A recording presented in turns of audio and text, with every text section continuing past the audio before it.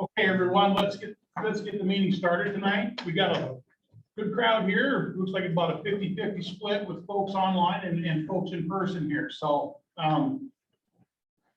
we're going to call this meeting to order.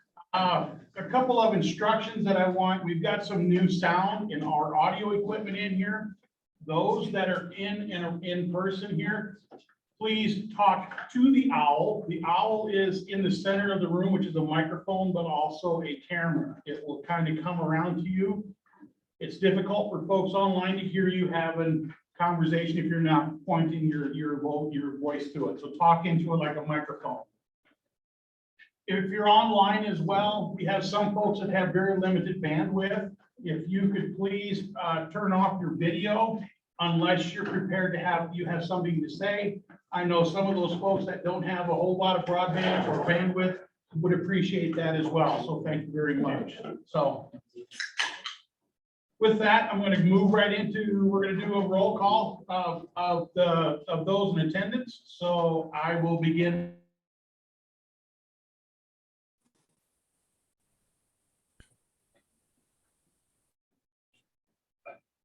Present.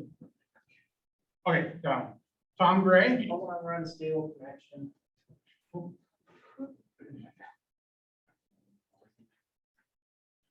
Can folks online hear me okay?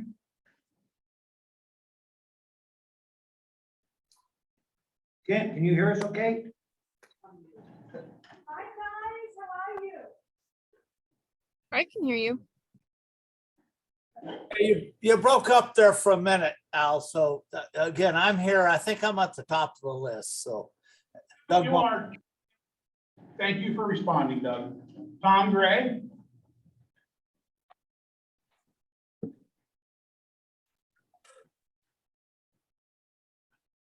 Jeannie Love. Here.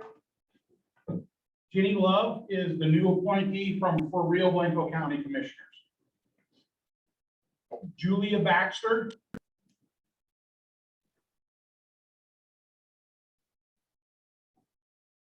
Steve, are you here? I'm here. All right. Alvin, yeah, here. Ken Brenner. Mike Camblin. Sean Welder. Ooh, here. Sean, thank you. Jay Sheehan.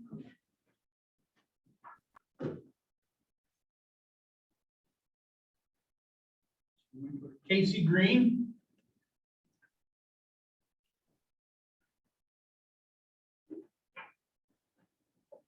Mike Itel.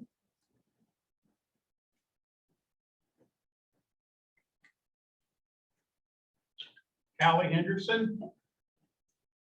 Here. Brian Hodge. Yeah, here, Al. Thank you, Brian. Will Myers. Present. You make just them. You can sit at the big table. Yeah.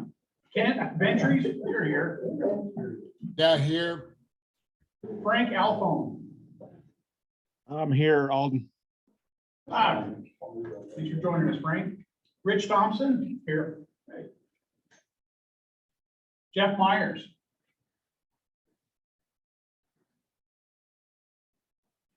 Jackie Brown is absent. Mr. Comstock. Yes, sir. Doug Davis. Here.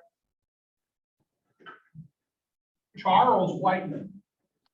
Here. Chris Collins. Here. Jennifer Holloway.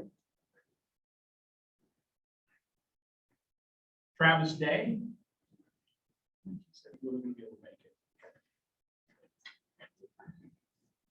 Bill Badaraka. Here. Vince Wilczek, not here. T. Wright.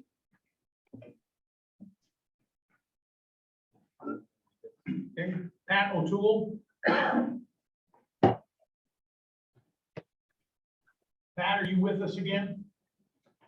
Come back on. Okay. Jonathan Bowler.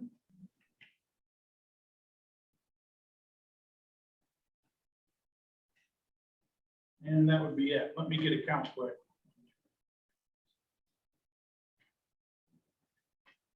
Twelve, 13, 14, 15, 16, 17. You there? Okay, we got a quorum. Let's go. All right, thanks, everyone. Let's see. We're looking to approve or modify the agenda. I know we have a couple of items here that need to be changed around a little bit. We've had a couple of items that popped up today, so. I'd like to make note, let's see, on a couple of presenters, we'll make those changes when we get to it. Item 7B, the bipartisan infrastructure. There's an unfortunate incident that we had, but we're going to be doing them virtually instead of in person. Then the other one is I did the Yampa IWMP under item 8D. There is an action item that's associated with them as well. So those are the only two agenda items that I have. Is there anything else that we need to make and modify on the agenda? Move to approve as amended. Motion to approve by Brenner, second. Second. By Steve. Motion to, all in favor signify by saying aye. Aye. Opposed, say nay. Agenda approved. Review and approve the minutes from the May 11, 2022 meeting. Hey, Alden, this is Frank. I had one question or maybe clarification. Item 6, the first sentence, it talks about an update and a name change to the Yampa River Fund. I don't think that's accurate. The Yampa River Fund is still the Yampa River Fund. Did that mean to say the management entity of the Yampa River Fund is going to be Friends of the Yampa moving forward in September? I was not here, so I'm looking for some assistance. Okay, we got a couple of nods and you're saying you are correct. Okay, I think that just needs to be reworded. Okay, How does that mean? what do you have a suggestion, Frank? I would say that you can leave the first part of the sentence that says Lindsay and Jenny with Friends of the Yampa gave an update, and then a period. They, in September of 2022, they will become the new management agency or entity, if you will, of the Yampa River Fund.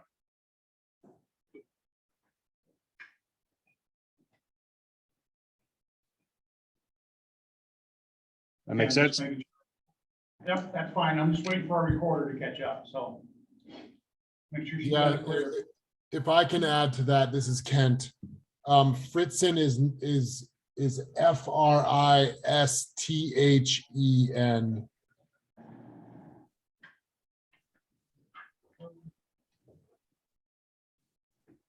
FRI. Kent, could you spell that again, please? Yeah, F-R-I-S-T-H-E-N. Thank you. Thank you very much. Anything else that anybody has? So if there's Okay, nothing Tom. else, I'll make a motion to approve the minutes from the May 11th meeting Thank you, Frank. As amended. as amended. Yes. Motion from Frank, second from Steve, to approve the minutes as amended. Motion, all those in favor signify by saying aye. Aye. Opposed, nay. I'll abstain, I was not here, so. So, item 5 on the agenda, we're going fairly quick. We have Sam Stein has been promoted. And we have a new representative from the CWCB who's supposed to be joining us tonight. Jeff Rodriguez is supposed to be here with us. Is Jeff, I don't know, I haven't had a chance to look over who's all online with us here tonight. Are you here?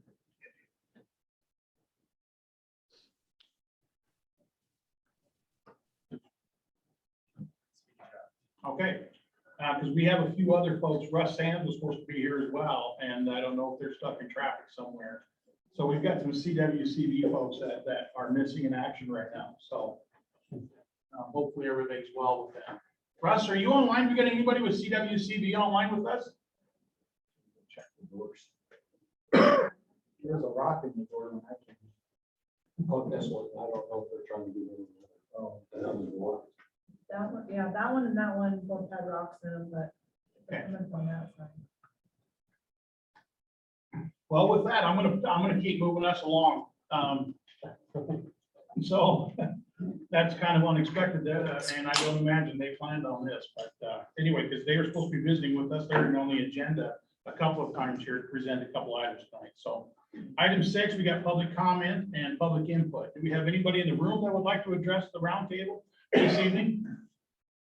How about anybody online? Oh, excuse me. Yes, we do have one. Introduce yourself, sir. Yeah, I'm with Patterson, the outdoor recreation planner for BLM, Little Springfield office here in Craig. And it's been suggested that we start making a presence at the meetings and just sitting in and being a part of this process. That's pretty much it. Good. Well, thank you for joining us this evening. Anybody online?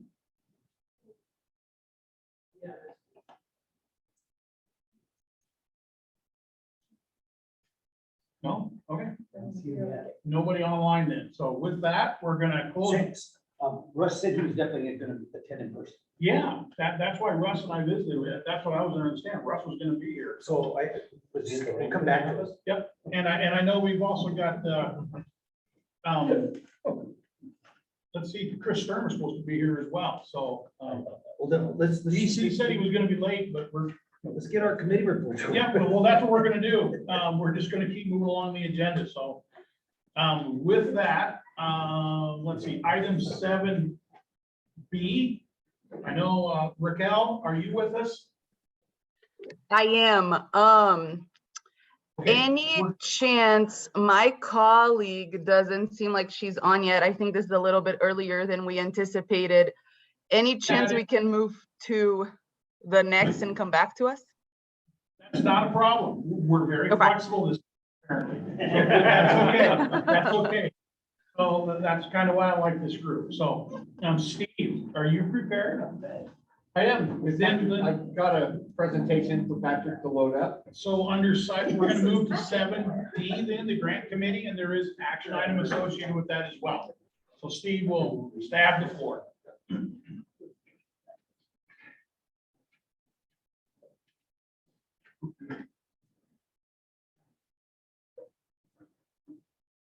I'll just wait for Patrick to get to that. Yeah, I'm gonna start texting this. Okay.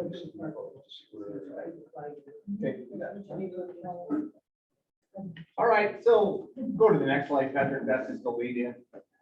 So I can remember. So I really only got 2 things to talk about today. I'm going to do the grant committee update. And then I want to talk about revising the allocation of the 2023 grant funding. Although we just approved it last meeting, I would like to suggest a few changes to it based on what we heard from Chris and others last meeting. So next slide, Patrick. So updates from the last meeting, a new grant application schedule was approved by this board, by this roundtable, to go to 4 cycles instead of 3. And an allocation amount for 2023 was approved at $450,000. But during the budget update from CWCB, they threw me a curveball. So I said I would be back at this meeting with a new recommendation. And then a new grants vice chair was introduced, Frank Alphone. We got him a Yampa-White-Green email account.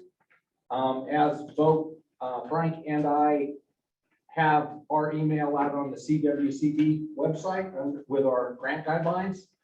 And Patrick did a great job of getting all of those changes, all of the cycles, all the amounts, all the new chairs, and a lot of other things. And all of those changes had to be updated on the Yampa-White-Green website, which is now complete. And our grant guidelines that we post on the CWCB website got approved and got posted up there as well. So if you go under the CWCB WSRF funds website, you can, after my name is up there, after my name, there's a little box to click and it brings up our guidelines for our grants, which now has the new cycles and all of the stuff that we just voted on at the May meeting. So that's kind of the update. Go ahead, Patrick. So the 2023 grant program, that's really small.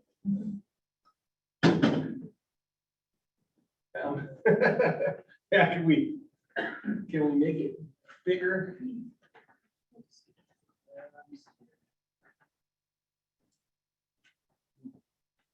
Oh, perfect. So my accounting was, and my conversations prior to the May meeting with the CWCB staff was that they were going to set a hard limit of 750,000 as the most we could put in our account. And I'd estimated what our 2023 our projected balance was going to be. I'd estimated a contribution to the Yampa-White-Green Basin Roundtable account of about $81,500. So that was the 750,000. And then based upon that being in our grant fund, we approved 450,000, of which the Stillwater Reservoir and the Drescher Dam rebuild were going to come out of that. So that was going to leave us about $250,000, give or take, to spend for the rest of this year and leave our account balance at 300,000. So that's in the May 22. And then you look at the July 22. So they kind of threw us a curveball at the last minute, which is good for us. We had, I got Ben Wade to estimate where we sat, excuse me, after the May 2022 CWCB meeting. And because of the short notice and because people were caught with more funds than 450,000. So to get the full 300,000, we would have had to have spent a lot more in 2022. And we only had a 6-month grant program because we're now on Colorado's fiscal year, which starts July 2022. So, but they, when Sam came on, he announced that they were going to put in $300,000, no matter what that took the account balance to. So I'm estimating that's going to take our account balance to roughly $973,000. So based on that amount, and if we want to get our grant funds at the end of the year, at the end of this fiscal year, down to 450,000 or below, we're going to have to raise our grant funds from the 450,000 that we approved, and that's what's shown in the yellow box. We would have to put our grant funding at $523,000 roughly to get below that 450 so that we could get the full $300,000 next July. So go ahead, Patrick. So at the May meeting, this roundtable approved spending 450,000 because those were the numbers that I had ready to roll, and we needed something to get up on the website. But due to changes in the way that Basin account allocations are to be made by CWCB, we're going to have more funds. We have to allocate at least 520, or we have to spend 523,000 so that we'd be able to get our full 300,000 allocation next July. I would like, and I didn't have time to talk to the grant committee on this, but I would like to suggest a range of spending that there would be a minimum of trying to spend the $522,990 with a maximum of 623. So give us a $100,000 window. And the reason I say that, can you go back to the previous slide, Patrick? So if you look at, we approved in May of 22, we approved 450,000. That was gonna leave our grant funds at the end of the year at an estimated 300,000, if we were successful in spending all of that. So I just wanted to point that out. I was looking at that and I said, you know, we should really be shooting for a window because we should be spending this money. And to be honest, if people don't spend their money and there's more, and we're below we're below the 450, there's a chance that we could get more than the 300,000. Because if somebody's above, they're gonna take and spread that equally among all the Basin roundtables that have spent their money. So go ahead, advance 2 slides, Patrick. So I don't want to make the motion, but I'd love for somebody to do it. But what I'd like to see us do would be to fund the 2023 grant program, increase the funding from the 450 that was previously approved in May of 2022 to a range of spending with a minimum of 523. That's what gets us to our minimum window so that we get our 300,000 next year, to a maximum amount of 623. So it gives us a window of about 100,000 to shoot for. And hopefully, if we get more grants and could spend more money, potentially there might be more than 300,000 that we could get next year. If we don't hit that minimum, is it none? No, so what it is, Jeff, is they're only gonna fund to 750. So you can see that number, it's like it's just above approved there. They're gonna set a hard limit next year at 750. So if we don't, so let's say we only spend 100,000 of that money, they're not gonna give us anything. If we spend 200,000 of that money, they'll give us some. Yeah, if our balance is 750 or more, we get zip. Yeah. So that's why it's gotta And be four. And they give our money to 300 is the other max. roundtables. I actually like that incentive. Yeah. So, So do I. But we gotta find the projects, that's the thing. so We need to back to the find motion. good project. Yeah, okay. Right, let's- projects. Let's have some discussion here. Who would like to visit? You want a motion before you discuss? Either way. I'd like to move to increase the funding amount of the the fiscal year 22-23 grant program from $450,000 that was previously approved in the May 22 meeting of the Basin Roundtable to a range of spending with a minimum of $523,000 to a maximum amount of $623,000. So we do have a motion. Great wording, Ken. That prompter helps, doesn't it? Thank you. So do we get a second on that one? Alden, this is Frank. I'll second that. All right. I think Bill beat you to it, Frank, so, but, No problem. discussion. Yeah, sorry. Oh, that's okay.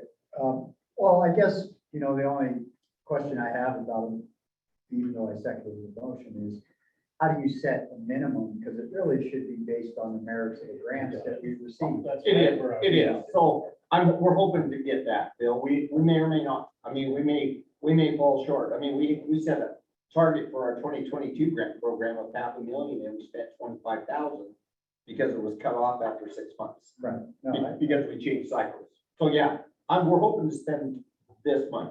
and I would say likewise, not that it bothers me, but I also feel that way on the maximum side of things. If we get, and we've done that in the past, where we come before the round table and we increase on a given project, but again, the merits of the project should be the driving force on what we fund. Yeah, so let me answer that question is, this is a limit being set by us and can be changed by us Yeah, that's what I'm at saying. any meeting. Right.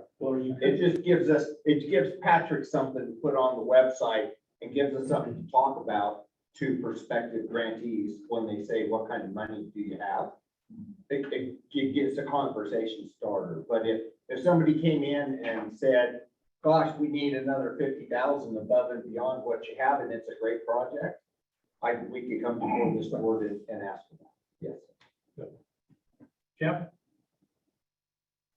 Well, I fully support Bill, what you were talking about. I just want, did that motion allow for up to amount, because I'm very comfortable spending less than that and not getting the full allocation if we don't have a full. budget. These are the maximum amounts that we're allowed. So Because if we don't, like last year, we approved, in the last 6 months, what did we do, like, We did have, we, for our 2022 grant program, we funded $500,000 and we spent 25,000. we spent 25,000 last year. Yeah. Not 5. Because as long as the motion allows for that scenario to happen. Oh, absolutely. Yeah, I mean, all of this is still coming through the grant committee. All the projects. So if the projects aren't worthy of funding, they're not going to be funded. Other discussion, anybody online have something they would like to visit about? Hey, I have a quick question for maybe for you, Steve. In terms of our definition of dollars spent, I assume that means that the roundtable has approved the application and the amount, but it doesn't necessarily need to be under a contract with CWCB for it to be spent by, for example, the end of next fiscal year. Yeah, so the way I've been discussing it with Ben Wade, which is my contact on most of these grants, is if it's approved at the May 2022 CWCB meeting, that's when the funds are taken out of the Basin account. So they may not have their, PO or contract or whatever in hand come next July 1, but these have to all be approved by at the May meeting or before. The CWCB May meeting. Okay, thank you.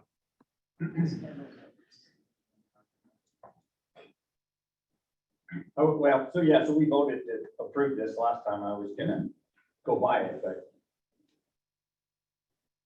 Anybody else online? Otherwise, we do have a motion and a second on the table.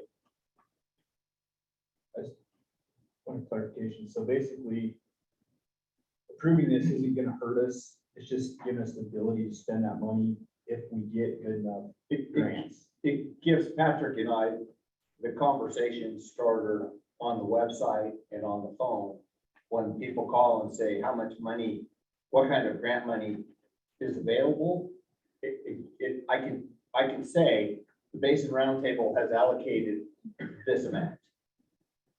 And if we don't spend the minimum amount, we may actually be a little bit better shape, because what we're saying by the minimum is we gotta spend 520,000 this year in order to get 350,000 next year. 300,000 next year. 300,000. So Yep. if like we spent 50,000, we don't get the 300,000 next year, No, that's but we right. still have that much more in our. Yes.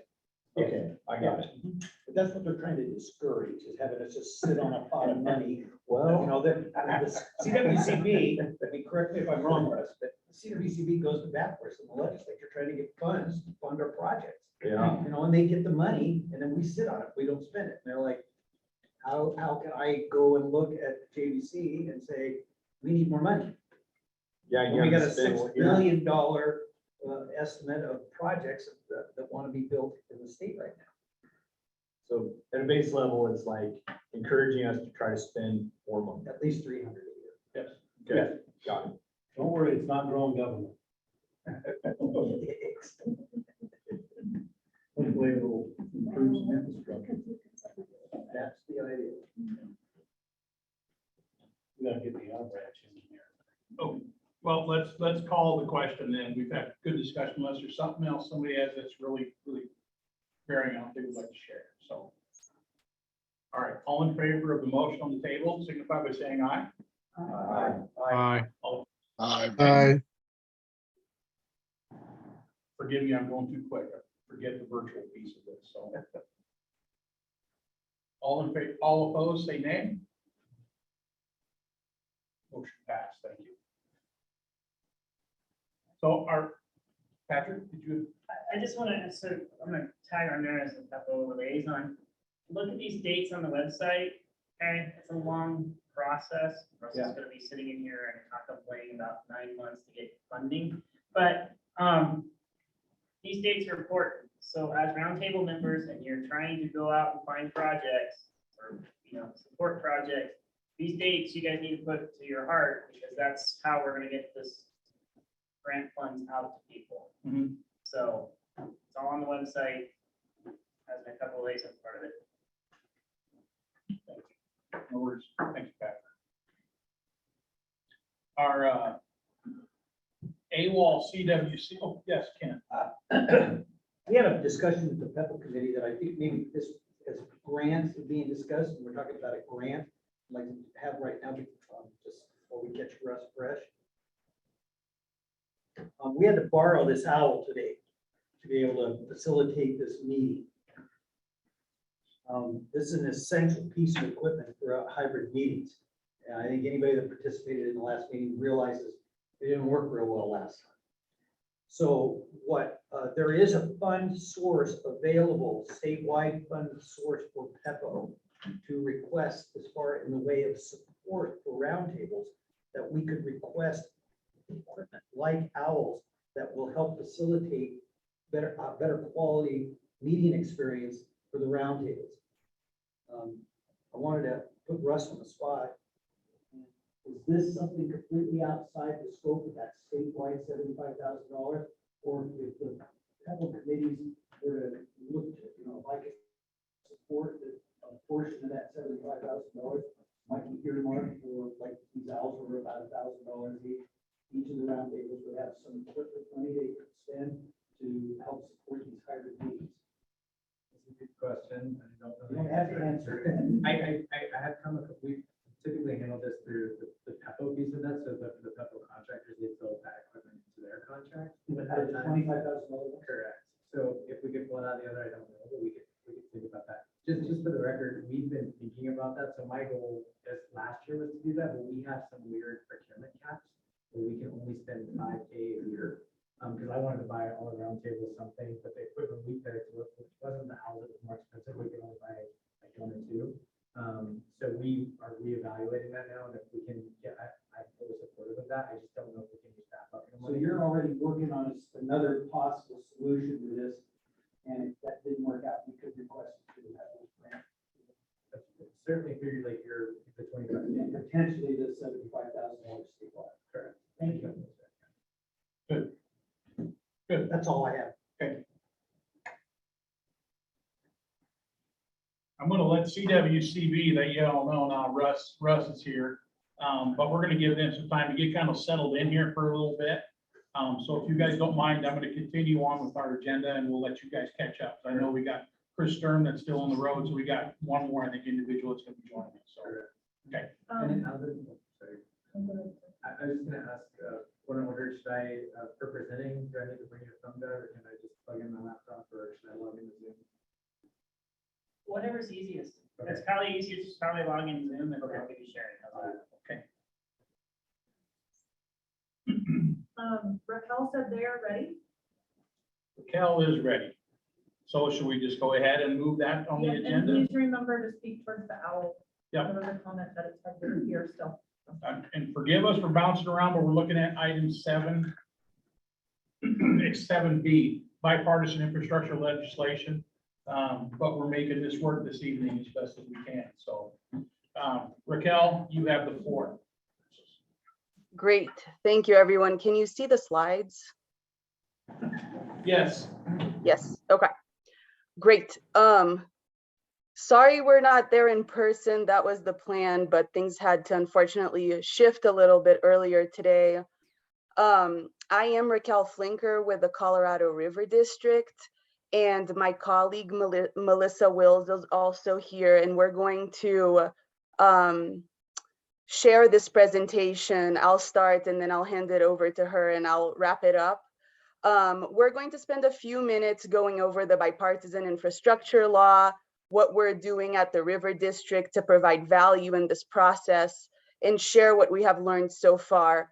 I have also shared these slides with the roundtable, so everyone should get it in the coming days. I also shared a document that has links related to the information we'll be presenting, as well as contact information for each of the programs that we'll be diving a little bit into. So hopefully that will be helpful. So a little bit on an overview of the bipartisan infrastructure law. You know, it has some different names, which causes some confusion. It's also known as the Infrastructure Investment and Jobs Act, IIJA. People call it the bill. It was signed into law November of last year. It was 1.2 trillion package, but 550 billion for new investments. And you can see in this chart that out of the 550, most of it is for transportation, but there is a significant amount for water and Western water. The timing to spend most of these funds is 5 years. And so some programs are first come, first serve. Some of them will open up rounds every year. Here's a little summary on it. So the Bureau of Reclamation has $8.3 billion out of the bipartisan infrastructure law, 1.6 annually over 5 years. And the three key programs is aging infrastructure, water smart, and dam safety. I will dive into a few of these in more details towards the end of this presentation. The EPA has $55 billion. Most of this funding is feeding into the state revolving fund, and it's destined to, you know, potable drinking water systems, wastewater, but there is funding specific for PFAS, for example, and disadvantaged communities. The NRCS has over $900 million, and that's going mainly to watershed programs. And then the United States Forest Service has $5.5 billion. $3 billion is to reduce the risk of wildland fire and restore ecosystems. And they have prioritized some of the forests in our state. They're basically on the Front Range. So it's going to be harder to tap into this funding source. Then this slide, it's just a quick, quick overview of the team we have built within the River District to look at the bipartisan infrastructure law. We have, as you can see, a multi-discipline team. We have Marielle, who is our public relations person, Zane Kessler, who is external affairs. Myself, I am a senior water resources engineer and project manager with the River District. So I'm on the technical side. Dave Kanzer, also on the technical side, and Amy Moyer, who is our director of strategic partnerships. So she's definitely key in several of these conversations. Melissa works closely with Amy, and so she'll talk more about the River District's funding opportunity next. But we are trying to understand how this works in, several different ways. So I'll pass it on to Melissa. Perfect. Thank you, Raquel.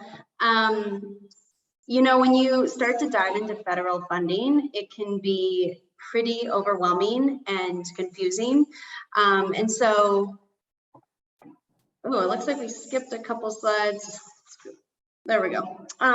Thank you. So when we sat down to figure out, okay, how do you even begin to decipher all the funding available? We really broke it out into three main categories. The first is partner communication, which is our role in connecting with these federal agencies and the state representatives to say, hey, what's available? What are you looking for? What makes a strong application? And then sitting down with constituents like yourselves to ask, hey, what are your priority projects and how can we support you in aligning a federal opportunity with your project? And then lastly, we will definitely expand on this, but we have funding available as well as we provide technical and advocacy support, because we all know that it takes a village to apply for federal funding. So moving on, what we've learned, kind of 3 basic things when we talk to a lot of these federal representatives. And the first one is they are looking for projects that show coalitions, collaborations, multiple partners at the table, and then also applications that have very specific and thought out benefits. It's one thing to apply and say, here's my project, but it's another to say, this is really how it's going to affect these different constituents or entities in your neighborhood or county for that matter. The second bucket is more of an environmental red flag. Essentially, NEPA has a lot of considerations of the environmental impact, and so it's important to review that before applying. And of course, all of these federal applications do fall under the BABA Act, which will be important to consider when looking for new supplies and that sort of thing when diving into infrastructure especially.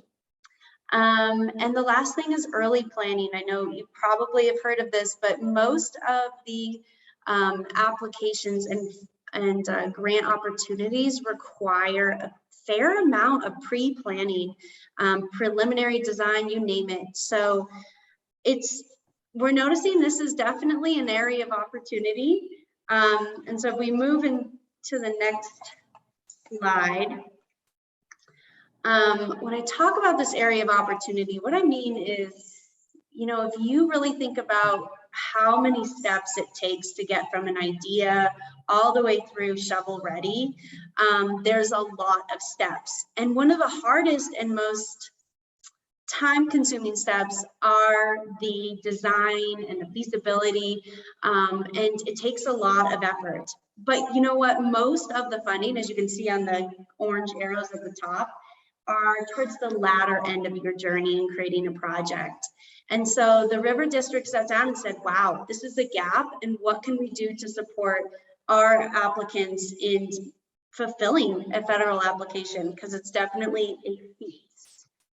Now, at the same time, we are not only competing against ourselves in Colorado, but against other states throughout the whole West. I have to say, California is doing a great job at applying. They have a ton of projects that are shovel ready, that they've already created the preliminary design. And so there's definitely incentive for Colorado to pull up our bootstraps and apply for some opportunities soon. So speaking of that, the River District has opened a new grant opportunity. We're calling it the Accelerator Grant. And it is, well, man, we're coming up on time. It has applications due on August 1st. And really what we're looking for are applications for constituents, grantees who are intending to apply for a federal grant application. And so this funding is specifically for early stage planning. So we move to the next slide. When I talk about early stage planning, it's really, there's a whole spectrum: grant writing, feasibility, design, environmental review, benefits analysis that I mentioned earlier, as well as working on finding sound engineering. And so how can we support you all in creating these successful applications at the early stage? And we are willing to fund up to 85% of funding needs, which is much higher than we usually do, but we really want to see some success come through at the western slope here in Colorado. So more of a detailed timeline for you all. We're really looking to review applications that are under $50,000 in mid-September, and then over $50,000 will be reviewed in mid-October. But again, applications are due in August 1st. But how do you apply is the big question. I've listed our email here. Feel free to reach out. We can set up a quick phone call before August 1st and really get an idea of what you're looking for. And we can go from there. But the big thing to know is that we have 2 extra questions. It's pretty simple. If you want to move to the next slide, just asking you, hey, what do you intend to apply for? have you talk to a federal representative, because I'll tell you, they have the best advice and really help guide you in the right direction to which fund would be good to apply for, and really get a better idea of what you're looking for in establishing this project. So the key part of this grant is that a federal application is required to be able to apply for this grant. So of course, you can apply and then later apply for a grant or a federal application later on, but it is a requirement. But all this to say, we're really trying to fill a gap that we've noticed, and this program falls under the Community Funding Partnership, which, thanks to you all and your voting power, voted in 2020 for ballot question 7A, which allows us to fund over $4.2 million throughout our 15 counties in the West. And so we're really trying to be innovative and help constituents throughout the state in capitalizing on these federal funds. So I kind of whipped through that, and I'm happy to answer any questions at the end, but I'm going to move it over to Raquel, and she's going to dive into the details of opportunities that you can apply for. Thank you, Melissa. So I'm going to go through some key opportunities that are open or are coming up that could be interesting. I'm just going to briefly go over them, and then if you have questions or if you want to contact us to dive a little bit further into them, we're happy to talk more. So there were two bills that were recently signed this year, state bills. So actually these slides, the next two slides are from our colleague at DNR, Nate Pearson. So there's a state technical assistance opportunity coming up. So $5 million to help local governments and other entities bridge the needs they have to be able to apply for federal funding. So to some extent, this opportunity is similar to our accelerator grant, which is, helping with grant application and design. The CWCB is going to be running this program, and the details on this are still being developed. The next opportunity is state matching fund. There is going to be $80 million to help with matches for federal funding, which is a great opportunity. For water, it's 25% of the 80 million, so we're talking 20 million. But still, it's great. Matches at times are 50% of the federal grants, and so this could be great. Also wanted to point you all to the Water Funding Opportunity Navigator that the state has developed. This is what it looks like. They have a federal funding tab and a state funding tab, and it goes through, all the grants that could be out there to help fund projects. So a link to this is also provided in the file that we shared, FYI. How do I go back to there you go. So moving on, I'll go through some of the Bureau opportunities for planning. There is the Water Conservation Field Services Program that opened last week. It's only open for a month, so applications are due end of July. After that, it's first come, first serve. So if there is funding left, you will still be able to make use of it. The program funds water conservation and management planning, as well as system optimization review. The difference between these two planning documents, the first one looks at system supplies and demands, what the gaps are, and how to meet the needs in the future. Any entity with water or power delivery authority can apply. So you don't have to be a Bureau project. Any municipal water system or irrigation water system could apply for this fund. The system optimization review looks at your system, efficiency gaps, operation gaps, capital projects that would make the system more efficient. So it's a holistic view of your system.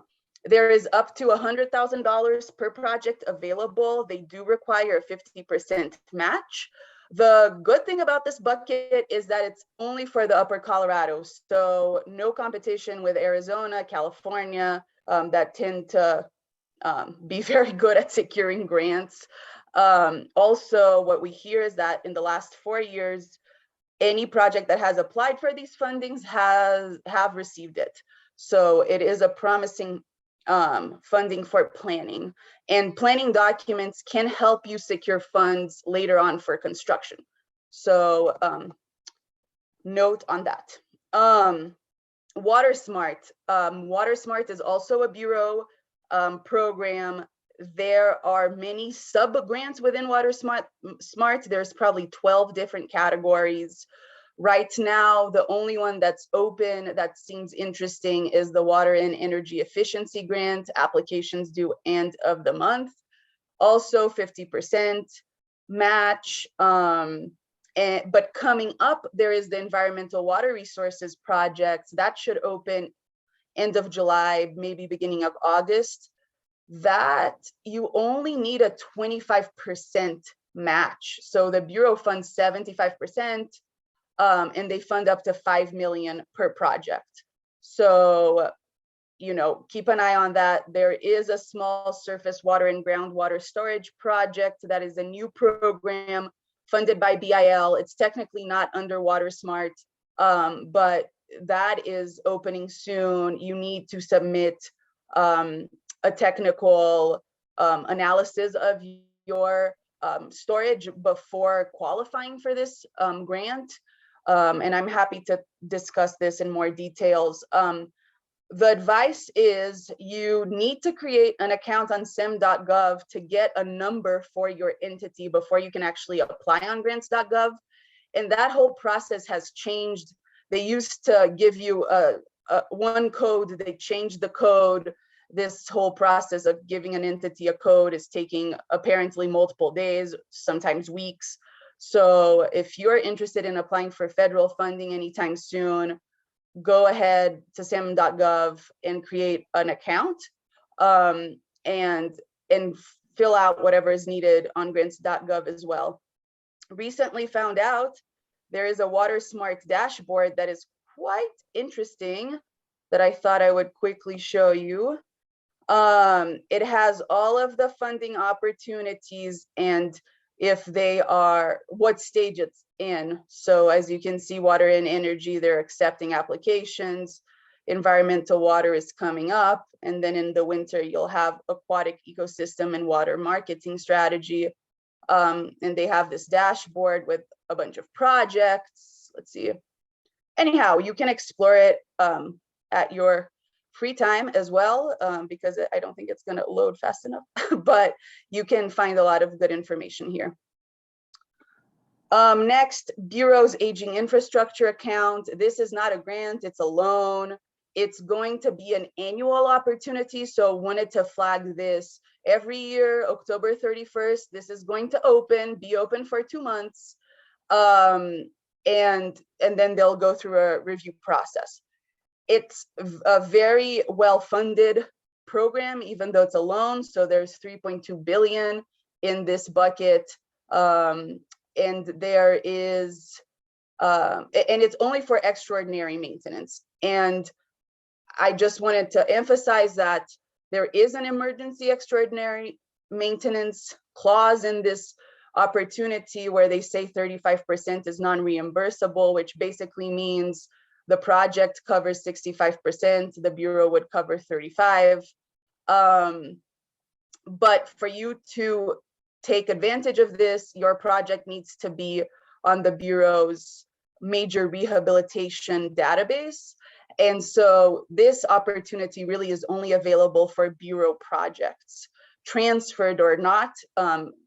It's only available for that type of project or that type of entity. Next, NRCS PL 566, which is their watershed program. This is a first come, first serve. And to some degree, unfortunately, we found out that most of the funds from BIL that went to PL 566 has been allocated to planning efforts. it was not only to Western US, it was, all over the US. So, but I think it's still a good opportunity for the future. And every year they do get funds to support projects. There is, they have an acreage limit for a watershed of 250,000 acres, but you can draw that watershed kind of however you want and break it up into pieces. It does require a planning stage. So the nice thing about this program is that it covers planning as well. So it can fund projects basically from start to finish, but you have to go through a watershed plan environmental assessment that can take, on average, 2 years to go through. And you look at your watershed, all of the potential projects within that area, prioritize them and whatnot. And this little table has how much PL 566 can fund depending on the project, and also divided into engineering and construction. I highlighted agricultural because sometimes that's what it's used mostly for, or what we've seen it used mostly for in our region. But so it can cover 100% of engineering work and up to 75% of construction for agricultural projects, but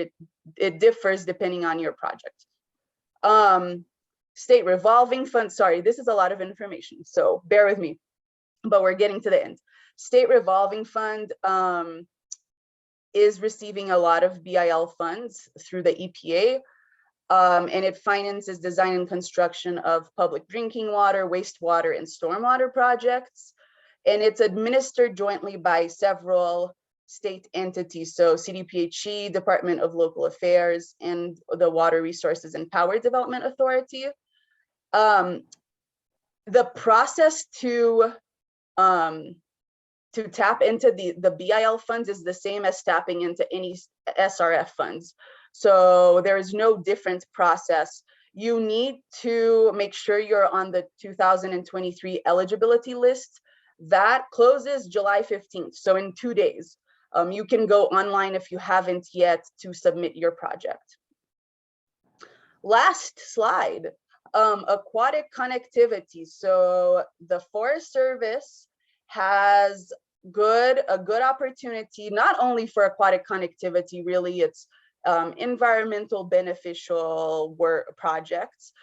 They have the America the Beautiful Challenge. It's for collaborative large scale project. They have quite a bit of money. I think it's $500 million in this. Anyone can apply. It can be on federal and not federal lands. And they also have funding that is allocated internally. So you could reach out to the Forest Service and talk about your project, and there could be opportunities to fund those as well. The Fish and Wildlife Service has a national fish passage program that has a bucket only for the Colorado River Basin. So if your project has an aquatic connectivity component or an environmental component to it, these are interesting funding sources that can help fund the project as a whole. So we are here to support you. If you have any questions or if you have ideas that you want to talk briefly about right now, we're happy to talk about it. And if not, feel free to email us and we can schedule a meeting to discuss these further. Thank you. Thank you. Anybody have any follow-up they would like to have with these folks? Callie? So real quickly, when you mentioned it asked if we would need to have had conversations with our federal representatives, are you meaning agency representatives, or are you talking about our legislative representatives? More agency representatives. So just calling, for example, a Water Smart representative and making sure that your application is a good fit for the fund that you're requiring or that you're looking into. So more, it's just research, and they are so helpful. So I highly recommend connecting with them. And if I may add to that, the Water Smart webpage, when you click on a specific program, they have an Outlook link where you can schedule online 30 minutes with the coordinator of that grant. So it's pretty easy to request a meeting with them. Anybody online? Okay, I'm actually going through part of this process myself at the water district that I manage. And we're going through USDA rule development, and I'll tell you what, I'm surprised I have any hair left on my head. It's a very complicated issue, very complicated, long, drawn-out process that tests your patience very well. But I do know one thing, I rely very heavily upon my federal representative, federal agency representative. And her guidance is extremely strong and solid. It's just, you look cross-eyed at what they make you do. And that's a reality because it doesn't make sense, but yet to them it does. Somehow it makes sense in the process. So, but if you're interested in doing it, and this isn't a simple process by any means, but there is, as I'm being encouraged and being shown, there is great value into the end if you can muck through it all. So, and I'm gonna find out. So, thank you. Holly, did you have something there? I just see, I can't read that, so. Just saying thank you. Okay, sorry. All right, with that, thank you. We're gonna move on. Thank you. Sounds good. Thank you. Okay, we got Russ front and center now, Russ Sands with the CWCB. And then after Russ, we're gonna go to the CWCB budget or staff report and update. Would that be, Jeff, would that be you in the back room, or Sam, you're gonna do it, or Russ? Yeah, I can run through it. You're gonna do everything.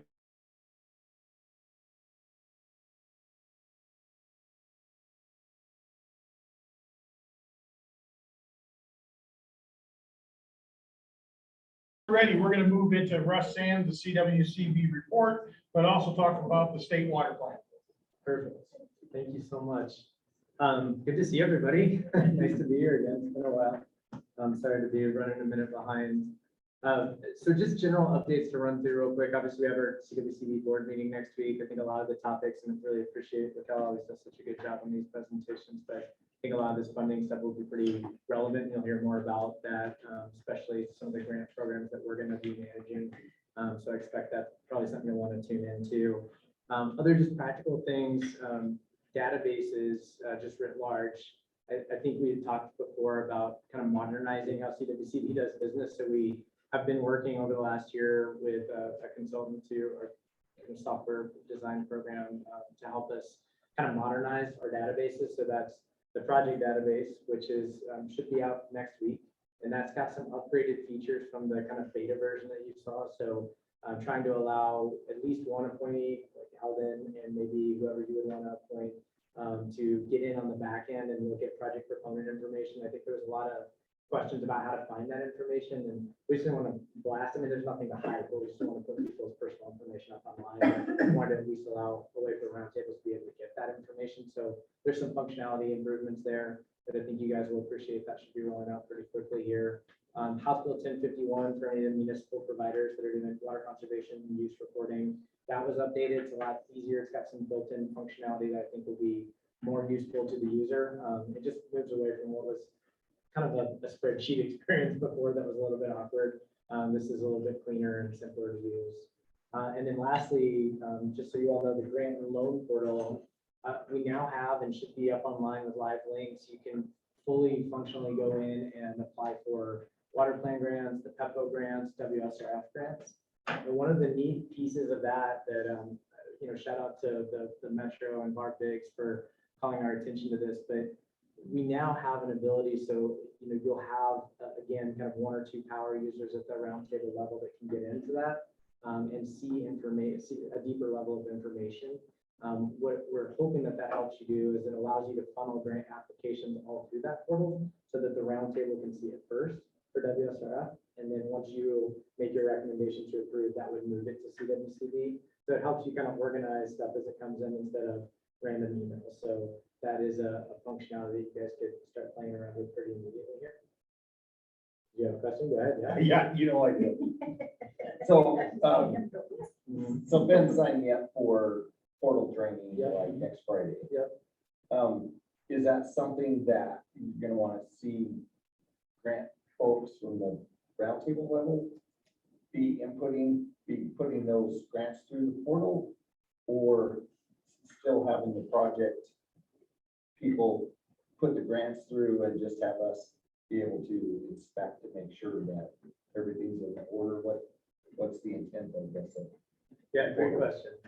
Intent would be to do it the way that's easier for you. The intent was to make it less of a painful process for you all. And kind of following the Metro's model, if instead of them submitting it to you, and then we had a few instances where the, project proponent or the charity note to like pass it along to us and it slipped through the cracks. This way you guys can just have, whoever is applying for the grant, go into the portal, submit it. If it's WS or F, it goes to you first. And then once you guys say, yes, we approve this, or you deny it, but if you approve it, it would move along to us. So hopefully that creates less work for you. And it's kind of functions the way it does now. It's just, you use the portal instead of what was probably more either paper or email intensive process. So you let us know as it goes, but yeah, we do have that training. So that's going to be recorded and we'll send that out. And if we need to do additional training, we're certainly happy to do that. And if we need to work out kinks, I'm sure there's always something fun whenever you try software out that we learn. So. And I have it on my calendar too, Steve, so I'll agree with you. Yeah, I was just interested in what exactly was the thought process. Yeah. Yeah, anything to make it easier, because it's between Alden and I, it's streaming emails, and sometimes we just don't connect. Yeah. So this way it'll all be grouped into one batch and you guys can kind of see it, click through it, and it's all organized for you. Well, that's the intent. Well, I think this was a suggestion that was actually made several years ago that it kind of morphed into what you have today. Yeah. So I'm encouraged to learn, Russ, that you're actually listening to our suggestions. I try. And no, you do. So I'm complimenting it. So, but you did take this to heed and from the people that have brought this up, and you're making it easier. Yeah. Because we do have other full-time jobs. That's right. So, and we appreciate that.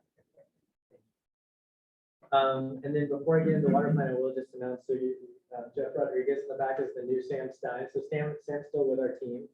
He just got promoted into a role working more on drought kind of issues with the state and kind of conservation drought space. So Jeff is going to be the new roundtable liaison, taking up the mantle of going to all the roundtables. So he and I are doing a little bit of a road show this week, and maybe Chris Stern is outpacing us at some of the roundtables he's been to, but as you've experienced, a slower driver, so I can only handle a fraction of those. But we'll get Jeff out to all of those, and then he's really eager to kind of take over. If you want to come up and say anything quick. Yeah.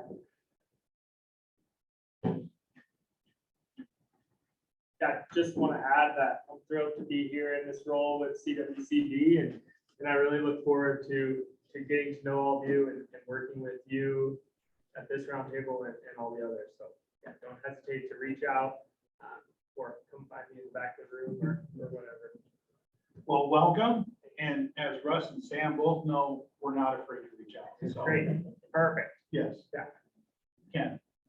Russ, while we're on this topic of support for the roundtables, maybe you could help us understand the difference between the responsibilities that Jeff has and what the new regional coordinator positions, I know that job description is sort of like in flux or being developed as we speak. How do you envision that position assisting the roundtables and helping coordinate their efforts? Yeah, a good question. So I mean, I think that they're fairly different.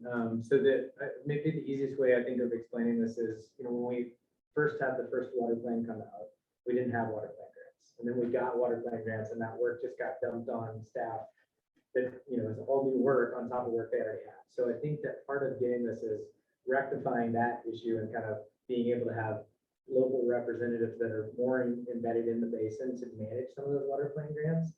But also I would hope that next step is to kind of work with Jeff and roundtables to kind of say, where are their issues in advancing those, or if there are questions. I feel like a lot of that either would go to Sam previously or Ben. This would be another point of contact that is living more regionally, that could even come out and visit with you if there's an issue. So I think that they'd be pretty separate. I did get an update that they're kind of at least the draft job descriptions have moved to HR. So just knowing that process, we're probably 3 months out from having hires in place, but certainly by the end of the year, we'll have those 4 staffers. And probably depending on where they live and how we ultimately decide, we'll see how that breaks out regionally. And the hope is that they're gonna be living generally in these 4 separate regions in the state. Correct. How do you see them assisting and coordinating the various roundtables? Like, are they gonna help? We have a lot to learn from each other in the roundtables. And is there an effort, is there an intention to try to do like best management practices, or are you aware that what this other roundtable does when they talk about this topic, or was that envisioned as part of this scope of work? That's a good, I mean, it may inevitably come out. I mean, Jeff will probably be in a better position going to all the roundtables where these folks will have like 1 or 2 they specialize in. I think the intent is maybe more just to have deeper local connections. I think we know that, Kelly would always say this too, that's right. Like, it's just easier to reach out and call somebody when you know them. And so having somebody, that's just here and familiar with some of the issues going on can help navigate those. Certainly if there's deeper dive questions, I mean, I feel like people like Cole on our team right now, or Matt Stearns are kind of playing a lot of this role, or maybe even Ben doing some of those deep dive questions. But it's a lot over the phone. So if you have somebody in town or it's close by, it's like, hey, I could swing by next Friday, let's meet and talk about this. I think it's just to be a little bit more hands-on. And that way, instead of, us sitting in Denver and having all the World Water Plan grants, we can say, these are the ones for these basins, take the time you need to kind of dig in more. And I do think there is some, potential, and we'll see how it goes and how people get comfortable in their jobs. But advancing projects that are on your list, as you guys have ideas, I imagine they would be the people you could go to and say, is this a better fit for water plan grant or WSRF or this federal IAJ money? Bill is a lot easier to say. So I think that they will play a role in kind of coordinating, but I don't think they're going to duplicate or certainly not going to get in the way of the roundtables. Perfect, thank you. Yeah.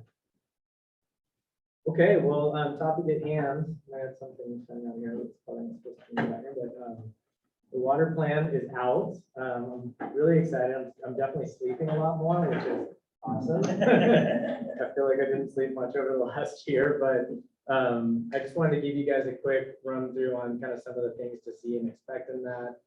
If you haven't got to take a look already, the public comment runs through September 30th. It launched on June 30th, so we have a 90-day public comment window. And there's kind of, if you log on to the website, and Jeff will put it in the chat here in a second too, but there's a few ways you can do that. We found through the VIP process, and I think you guys knew this too, that some people just want to make general comments. So we allowed options. You just have a general comment for them to make that. And then we have a kind of a deeper dive if people want to provide chapter specific edits.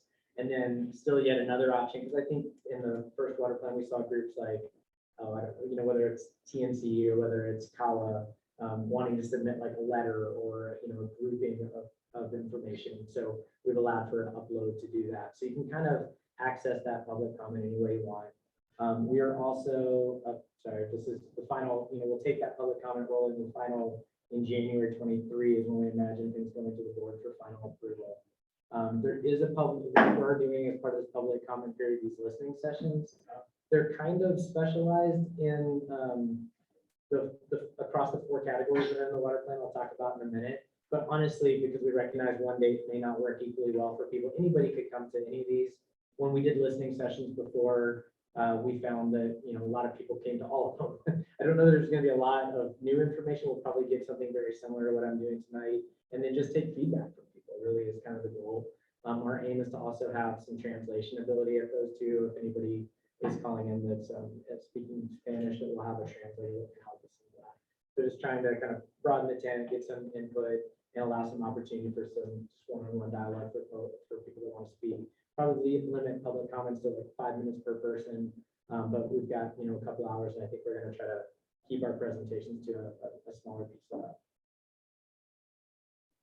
As you know, it's I think always important to highlight that we're doing this public comment period. It's 90 days, but this is really built on years of public comment in my mind. We got the 30,000 comments with the first water plan, and it never really let up. We just kept going, and as we did the tech update and the tag processes that preceded that, and then certainly folded that technical information into the BIPs, we got a ton of input from all of you, and that really helped shape the BIPs. Now, all of that is really rolling up into the water plan. On top of that, we had interrupted our process last year to kind of get, like almost a year-long process of intentionally just going out. We had several, I don't even know if that stat is on here, but I think we had like 15, maybe 15 different workshops, for example, that we did with 1,200 stakeholders participating. We got a ton of information. I think we got 200 pages of notes, and the plan is about 220 pages. So we got a lot of input is the point, and it's been building. So we really just tried to suss out from that input, what are the things that people want, what are the things people need support with, and what are the things we can do? Like we have input that's telling us to advocate for money or, new programs or, things that would be telling the legislature what to do. That's not a role, that's not the role of the water plan. But for all the things we're like, here's where we just need help, here's what would make a difference in my community. That's what I think we got a lot of, and I'm really grateful for that opportunity. This slide is one I probably showed you before. We kind of talked about the water plan having these dual roles. I've kind of often found, I think, when people think about the 2015 plan, maybe what it actually says and what they think it says or what it is to them is different than, maybe what somebody else thinks. But for me, I've just kind of really thought about it as this duality of, it's obviously an opportunity to set the stage for collaboration, really highlight critical issues in the state and talk about what's important and maybe how we're going to get there. I think it's setting a vision of where we want to be. On the basic level, it's a strategy for CWCB. And so we really tried to lean in on that thought process, learning some lessons from the first plan. And a simpler way to say that is in the water plan in chapter 6, that's where the rubber really hits the road. You have actions that are partner actions. Those are the things that you can do, really kind of tied back to the things that we would fund with water plan grants. And then agency actions, the things that we or collaborative, partner agencies would help us do. So on the front end, we definitely have worked hard to get buy-in and support from folks like CPW, CDPHE, DOLA, CDA certainly, and others to kind of say, like, if we're thinking about this action, help us shape it. Is this something that you could lead on or at least be support on? And so you'll see that reflected in chapter 6. So basically, the water plan in chapter 6 talks about 50 of those partner actions. Those are, again, probably limitless. We gave 50 examples that paint a broad brush of the types of things that make sense that are going to help make the difference in Colorado. And they cut across all the areas of the plan. And then there's 50 agency actions. Those are the things that we and our partner or collaborating agencies are coordinating to do over the next 2 years. The underpinning of the water plan is exactly the same. The values, these are kind of framed up in the original plan as the water values are there. Productive economy that supports vibrant, sustainable cities, ag, rec, and tourism, strong, healthy environment, watersheds, rivers, streams, and wildlife, and efficient, effective water infrastructure. These are the things that we rely on. These are the things that make Colorado great. In the original water plan, there's also a kind of a sentence right at the beginning that said, that the water plan, in essence, really the roundtable, everything we do for the last 20 years is really born out of some of that 2002 hanging fire, deep drought that is the same cycle of drought, fire, flood that we're living through now, and it's only increasing. So to own that a little bit more formally, we added this value around resilience. This is to have an informed public with creative, forward-thinking solutions that are sustainable and resilient to the changing conditions, and result in strong, equitable communities that can adapt to and thrive in the face of adversity. This is really the definition with just a subtle tweak at the beginning to kind of bleed in that that piece of just making sure we're talking about education, like the PEPO piece, education and engagement and outreach. But this is the definition that DOLA uses for the resiliency framework. So we really just kind of adopted that as it went through a public process as well. So these are the 4 values that underpin the water plan. These are the 4 areas of the water plan. The original plan kind of, I like to call it the Wheel of Fortune. It was all the things. And as you started to think about, should you add to that, the wheel just got bigger, right? You had all these different spokes, something that always stood out to me is we talked about land use, we talked about conservation, but we didn't really have a specific call out for reuse. In any of these categories, you could say that, right? There was environment and rec, but we didn't really maybe focus on rec. So instead of overcomplicating, we just tried to simplify and put these 4 areas. So vibrant communities, all things municipal use, big and small cities. I know it doesn't look like Director Brown could be here tonight, but she's always good about reminding us, some of our cities are very, ag central cities. They're smaller communities that are part of this and often feel misplaced. This is talking about all things municipal, no matter how big or small. Robust ag, our farms, our orchards, our acequias, ranching, all things ag in the state. Thriving watersheds, to really talk about watersheds as a whole, forest health beneath that, river health, stream health, aquatic species. And resilient planning was really a carve out to really think about how we're going to talk about climate adaptation, and just think about, how do we engage the public in knowing what the challenges are and really knowing what those adaptive solutions are, and recognizing that we have a role as government, even if that's just through funding to support those efforts, or certainly, cutting red tape, thinking about permitting and how we can do things more efficiently, or the kind of just the bigger piece of just knowing that to do this, we have to do it together. We have to be increasingly inclusive, and we need everybody pulling together to solve the challenges. So this is the kind of overarching framework of the plan, are these 4 areas, realizing that you can't talk about one of these without talking about the other. Pick a farm. A farm's got a city, or it's got a city next door probably encroaching on it. It's got a river running through it. It needs people that's going to pull to do work. It's facing the same climate issues. All of these areas are intertwined, interconnected. You can't really talk about one for the other, but for a functional organization of the plan, we broke it out this way, and then we talk about those intersects throughout the plan. So those 4 main values I walked you through, those values, we kind of, if you take that as an acronym, that our values drive us to act. So ACT representing our action areas. So those are the 4 I just walked you through. Each of those have a vision. This is kind of taking the place of those objective measures before, which were really about setting a vision for where we wanted to be as a state. When we were doing the water plan update, one of the quotes I liked is somebody who had worked on a couple of other plans in other states says, things about when you put a number, that number is instantly wrong or changes the next year. So we really kind of looked at this more from just where do we want to be and what does that look like? And we set these visions for each of those 4 areas. And then we talked about the tools. I know this is a little tiny, but they're in the water plan. You go online, look at it. There are these kind of set of tools. These are ranging roughly from kind of the broadest scope down to maybe the smallest, public education and outreach, down to things like ISF or water reuse. Like there are a number of tools that we and our stakeholders use to kind of address and solve these challenges. And so those really reflect in those, again, partner actions or agency actions. So that's really the setup of the plan itself. Obviously we know, and I think a big lesson from the first plan, and maybe that was some of the criticism, is who does all this? And we are one agency of something like 200 in the state. Our position as a policy agency, is maybe at times limited. And we, what we do well is probably provide funding, convene groups, support roundtables, support local discussions. But we don't have to be limited by that. I mean, I always think of the Russ George quote of, we can move mountains through collaboration. I think that that's 100% spot on, but we do need that collaboration. We need you to come forward with grants. We need to now more than ever to move these projects forward. And often, some of the part of innovation that we can do, or the things that are more on the bleeding edge, are things that do come through grant making. As an agency, our kind of bread and butter is often in that tried and true methodology. And then I think things like Chris Sturm's going to present are starting as the science evolves and we feel really comfortable about moving in a space, we can help create support tools that start to advance or put more firepower in our stakeholders' hands to help advance their projects. So we need your help. Those 5 areas of water plan grants still underpin and are clearly drawn back into this water plan. They really are foundational to it, and they arguably fund so much of what we need to accomplish in the state. So as the plan is out, I would just say, by all means, go in, make a comment if you want.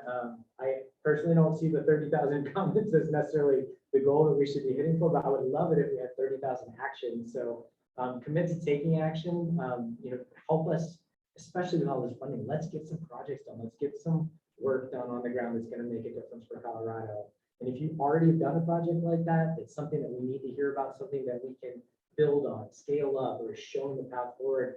Share those stories. You can go to Engage CWCB. I think Jeff Farley already put that link in the chat. That's where all the water plan lives, the commenting lives. There's videos that kind of walk through what I just said as well. But you can also share your story there. It's telling us these stories. My hope would be that we could get several of these stories in each area of the plan that are really emblematic of the change that we need to see. Some of the good work that Paul Boucher is doing out in Trembling area to look at, gosh, can I reduce water use by 12% and double my crop production? I mean, that's the kind of innovation I think that we need to get to. So we're trying to highlight those stories. And I think that's kind of all I have for you today, but I'm happy to field any questions about the water plan or anything else. I'll go online first and ask if anybody online has questions.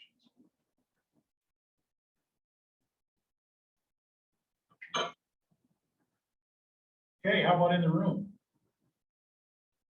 Are they available hard copy or just online?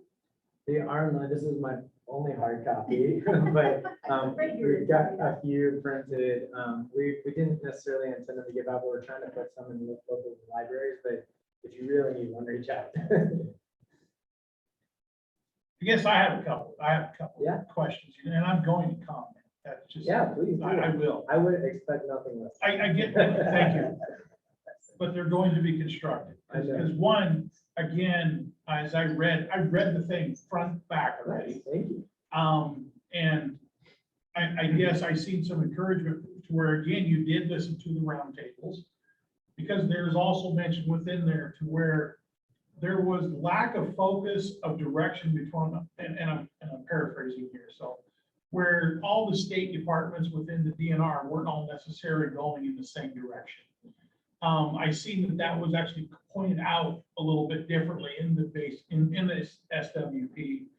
That says that that's going to be more of a focused effort so that we can actually get things done without fighting interagency within the state of Colorado. Because that I've experienced that firsthand on more than one occasion, and that's very frustrating when you have one agency chiming for something to get done and the other one not so darn fast.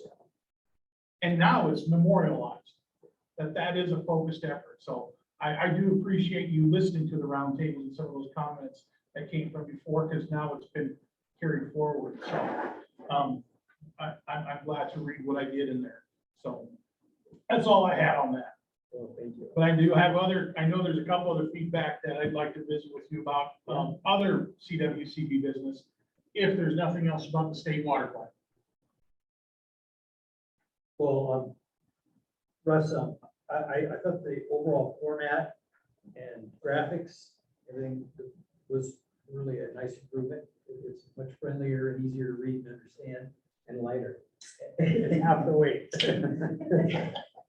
Yeah, we still have that challenge of, the appropriate message and follow up at 23 as you roll this out, and how we can really communicate this, because that's one of your main goals, was to make sure that the public is, that fourth goal that you added was make sure that the public understands it. So, and I know Pebble is going to play an important role in that, but that whole process, I know you're already have some ideas about that, but when the time comes, please let us know. And because I still think that we're missing an opportunity of better coordinating the roundtable work. And I've said this to a number of people, but we've got roundtables for over 15 years, but we really don't communicate very well with each other. And unless one of us has made the individual effort of going to a roundtable in another basin, we really don't know a whole lot about how they function, what their overall structure is, what they spend time on, what they see as valuable, but they don't spend. So if we're going to be a coordinated effort trying to really be effective, I think that type of coordination and communication between roundtables is an opportunity for us. Perhaps the coordinators help facilitate that. The other thing, the other topic that comes to mind is just the drought and the impact it's going to have if this prevails. I mean, this is year 23. Is this the extended drought, or is this the kind of the new reality that we're going to deal with, and it is going to continue to get worse? The Bureau of Reclamation's announcements and the status of how we need. To me, those were things that I thought somehow we need to integrate into this water management or this state water. I'm not sure. I had that. I wish I had that. I hate making a critique on something without being able to give a more specific. Why don't we look at this first? But I think that before we finish this and submit it for final adoption in January, we want to talk a little bit more about the drought and how we're prepared. We always hope for a good outcome, but there could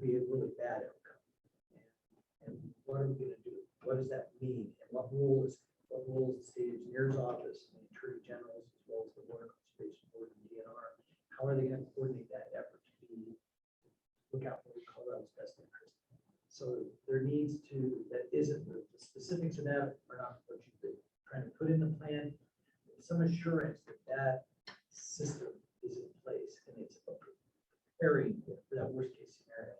So that, I know you have, unlike Al, I've not read every word, but I did get about 3/4 of the way through the plan today. And so I have a fair idea what's in it. So there are a couple areas in there that something like this could integrate in. Do you have any comment on drought? I know this is, Well, you're very aware of, Ken, whenever we get together, we're never short on ideas. Yeah, let me step back through a few things. First of all, thank you for the comment.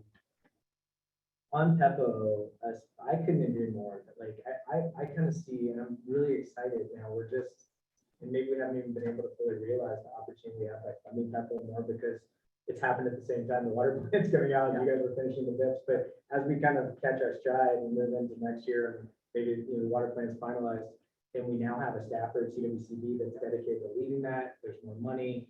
I'm really energized by what we can do. And I think that there's in chapter 6, at least 3 actions that I think kind of touch on that. One, an idea that I know you and I have talked about before too, but really having an outreach campaign that's branded with the water plan is an action in there. Talking about having an educational hub. We heard so much in stakeholder feedback about people just, whether it was ATMs or SMPs, or you brought up ideas of just, shared video resources around, what is a shortage or what's a call, or, whatever the topic is. I think there's huge opportunity for Peppo to lead some of that work that maybe kind of helps provide some source material for that hub where people can go to learn. We can kind of think about how to do that together. So I think there's a lot of opportunity there. Thanks. I feel like there was one more in that mix, but I'll just move on to your second part of the question. It's tricky. It's hard. It's impossible, right, to live what we're living through and not think about drought. And I guess I will just generally push back that drought is all over this. I mean, I think if anything, some of even the reporter questions I got were, we're painting this dire, and I said, well, it is tough. We can't back away from it. We're painting a very honest picture that it's warmed 2 degrees in the last 30 years. It could warm up to 5 degrees more in the next by 2050. I mean, that has cascading impacts. We can't stop drought. We can't stop mega fires. But like stuff that Chris is talking about, you're going to hear is the things that we can do to work together to collaboratively try to mitigate those worst impacts.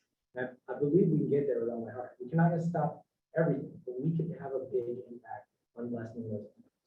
And so that is, I think, a pretty prevalent theme in here. I think it's honestly the roots of the original water plan. And I think to shy away from that, we'd be remiss. There's actions in here specifically around drought resiliency toolkit, which has several components, but some of which I think will actually really build on Chris's wildfire ready watershed work to kind of think about how we look at that same model of kind of mapping and then tools that we can take to the very hyper local level to build in data resilience and plan them, and maybe even roll that up at a county level to think about these, what we call in the plan, water security roadmaps, so that whether it's each county or more maybe groupings of county in a similar approach that Dole has taken to some resilience work, that we could say, like, what are the biggest threats in these areas, and how, if you could only fund, 3 of these things, where do we have synergy from the local level to say, focus on this, help us get some synergy, because we know we're a local control state, right? So the absolute focus of the water plan is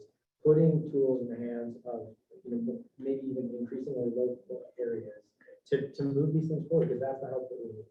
It is not the space of the water plan to necessarily dig into interstate issues. It's absolutely the interstate focus. So when we talk about Colorado River, and we've gotten some of that feedback, I get that it's almost impossible to separate that, but where we've kind of walked the line is, first of all, we don't just talk about the Colorado River compact, we talk about all the compacts. And we've seen, whether it's, Bonnie Reservoir, or whether it's what the Rio's just been going through with RWR, I mean, there obviously are threats all across the board. Colorado River, you can't understate that, of course.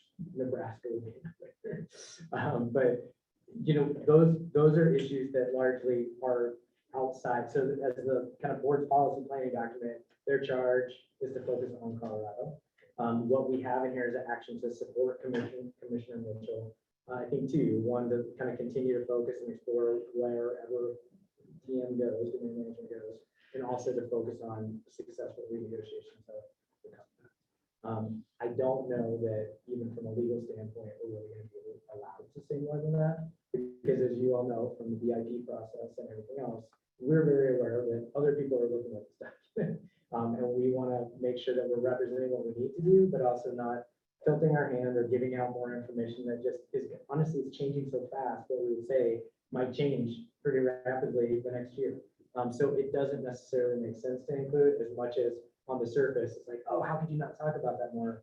But just really knowing that the point of the Colorado one is to focus on Colorado, represent all the issues. I would argue, if we look at our future, we identify 740,000 foot gap per year by 2050, just looking at that hottest growth scenario. That's a lot. And the tools that we need to bring to bear are the same tools. Of course, that number gets bigger if there are compact implications. Of course, that number gets bigger if there's failing infrastructure. It's all predicated, right, on numbers on the infrastructure we have is working, right? So we need to think about those things, but the tools that we have and the actions we need to take are much like scenario planning. We need to focus on what makes sense now, knowing that we're probably just gonna need a lot more of it no matter what we do. But those are the same tool sets that we largely have. There may be some bigger interstate things again that get decided, but that's not the space. Would you like to comment at all on coordination of the roundtable work and how that might help facilitate the? Well, one of the things that we put in here is sustain the support of the roundtables. And to your point, I think that was the other thing I was going to touch on. Yeah, and coordinating and having maybe, we had all talked about it different times at all chairs meetings, CUPO, like a standard handbook. I think the trick is, and I know you or anybody here would point out, you want to have some kind of commonalities without eliminating the ability for each roundtable to still have their own flavor. Everybody does, and we're not trying to, impact that, but we are trying to at least say there's some issues, I think, that just honestly because of COVID came to light in how we operate, that maybe it's better just to have at least one handbook where you could go for common understanding of how things are held or what the legal opinion is on something that we might write up, so there's at least a common reference, whether there's still an individual round table handbook or not. But that's one example where I think we've tried to say, we know the roundtables are important, really, make good on what Russ George set forward and try to prop those up and secure that funding both for capital and the roundtables and potentially even increase it. Anybody online? Okay, because otherwise I have one more piece of feedback to give and then we're gonna move on if we could, please. Yeah. Jackie was not able to join us this evening. She did type out a nice summary, a nice report for us to the roundtable membership. I believe, Patrick, you sent that out a couple hours ago. But I know I want to encourage everyone. There was a statement made a few weeks ago by an individual with the Bureau of Reclamation about telling the Colorado River water users, you got to save between 2 to 4 million acre feet of water. Most of you are aware of that. Some of us that are visitors may not be. Jackie does have a statement addressed in there. I know I've heard what Commissioner Mitchell has said as well. But I think we all need to be stay tuned because this could come out as a very unique and contentious bit of information that you may be forced to deal with in a very uncomfortable fashion that will force some conversations to develop very quickly. And that's a considerable amount of water when you're looking at 2 to 4 million acre feet. So, and how that's going to be divvied up or who's going to be responsible for what portion, I don't know. Russ, maybe you've got some other ideas, but I haven't heard anything other than Colorado's position. And I'm glad Director Mitchell or Commissioner Mitchell has taken the position that she has. And I agree, they need to start pinching the valve and go on a water diet down there in the lower Basin states too. So we have, and I think they need to as well. So I encourage the CWCB to continue sharing that consensus or that statement. But please, roundtable members, be vigilant and be keeping your ears out for that information. As that information does come, we will make sure to keep you well informed.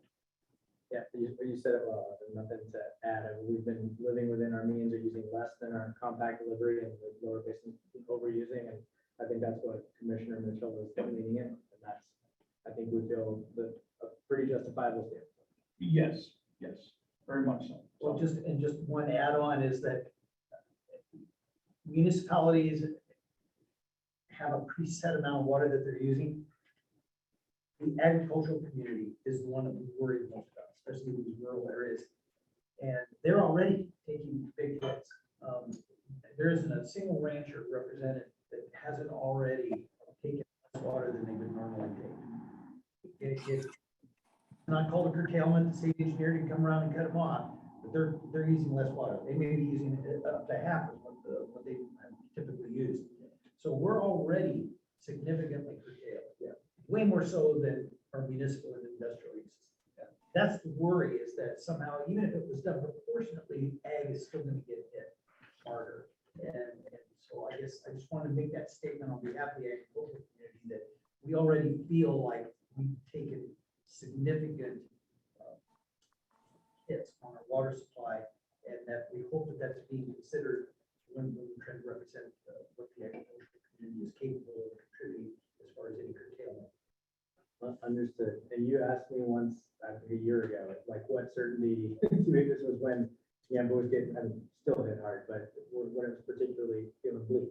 You said, what assurances do you have, or does the roundtable have, that we can carry this message forward? And I think, just so you know, I live with that every day. I went up to Leadville over the weekend. I had to come back from Canada to go to a presentation in Denver. And one of the first questions was, you know, what are we going to do? And it's just such a kind of an interesting standpoint from a front range perspective. What are we going to do with all, you know, ag's using all this water? Or how are we going to, I said, you might want to think about how you're going to protect ag and how you're going to save it. And I think we're trying, I had this discussion last night at South by after one of the too. It's just really getting people to understand that whether it's the environment that they're going to recreate in, or the local foods that they want to enjoy, or just understanding how the state economy functions, we really need to come up with solutions that profit everyone and don't disproportionately impact any of those sectors. Okay, excellent. Thank you very much. Thank you. So We have a hand raised. no, do we? I'm sorry. Pat. Hi, thanks a lot. Hey, I just thought I'd mention, I testified at the hearing that Commissioner Touton asked about the 2 to 4 million acre feet. And it was interesting because, one, I didn't know that was going to happen before the hearing.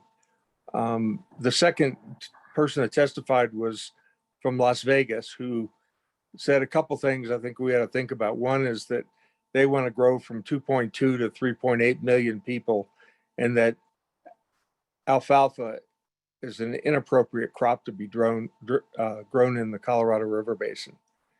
And, you know, that's sort of laying down a marker at a time when it was, you know, he was certainly asked to be there for a reason. The other thing that the next person that testified was a guy from the Environmental Defense Fund, who talked about a technology that will really scrutinize individual irrigators.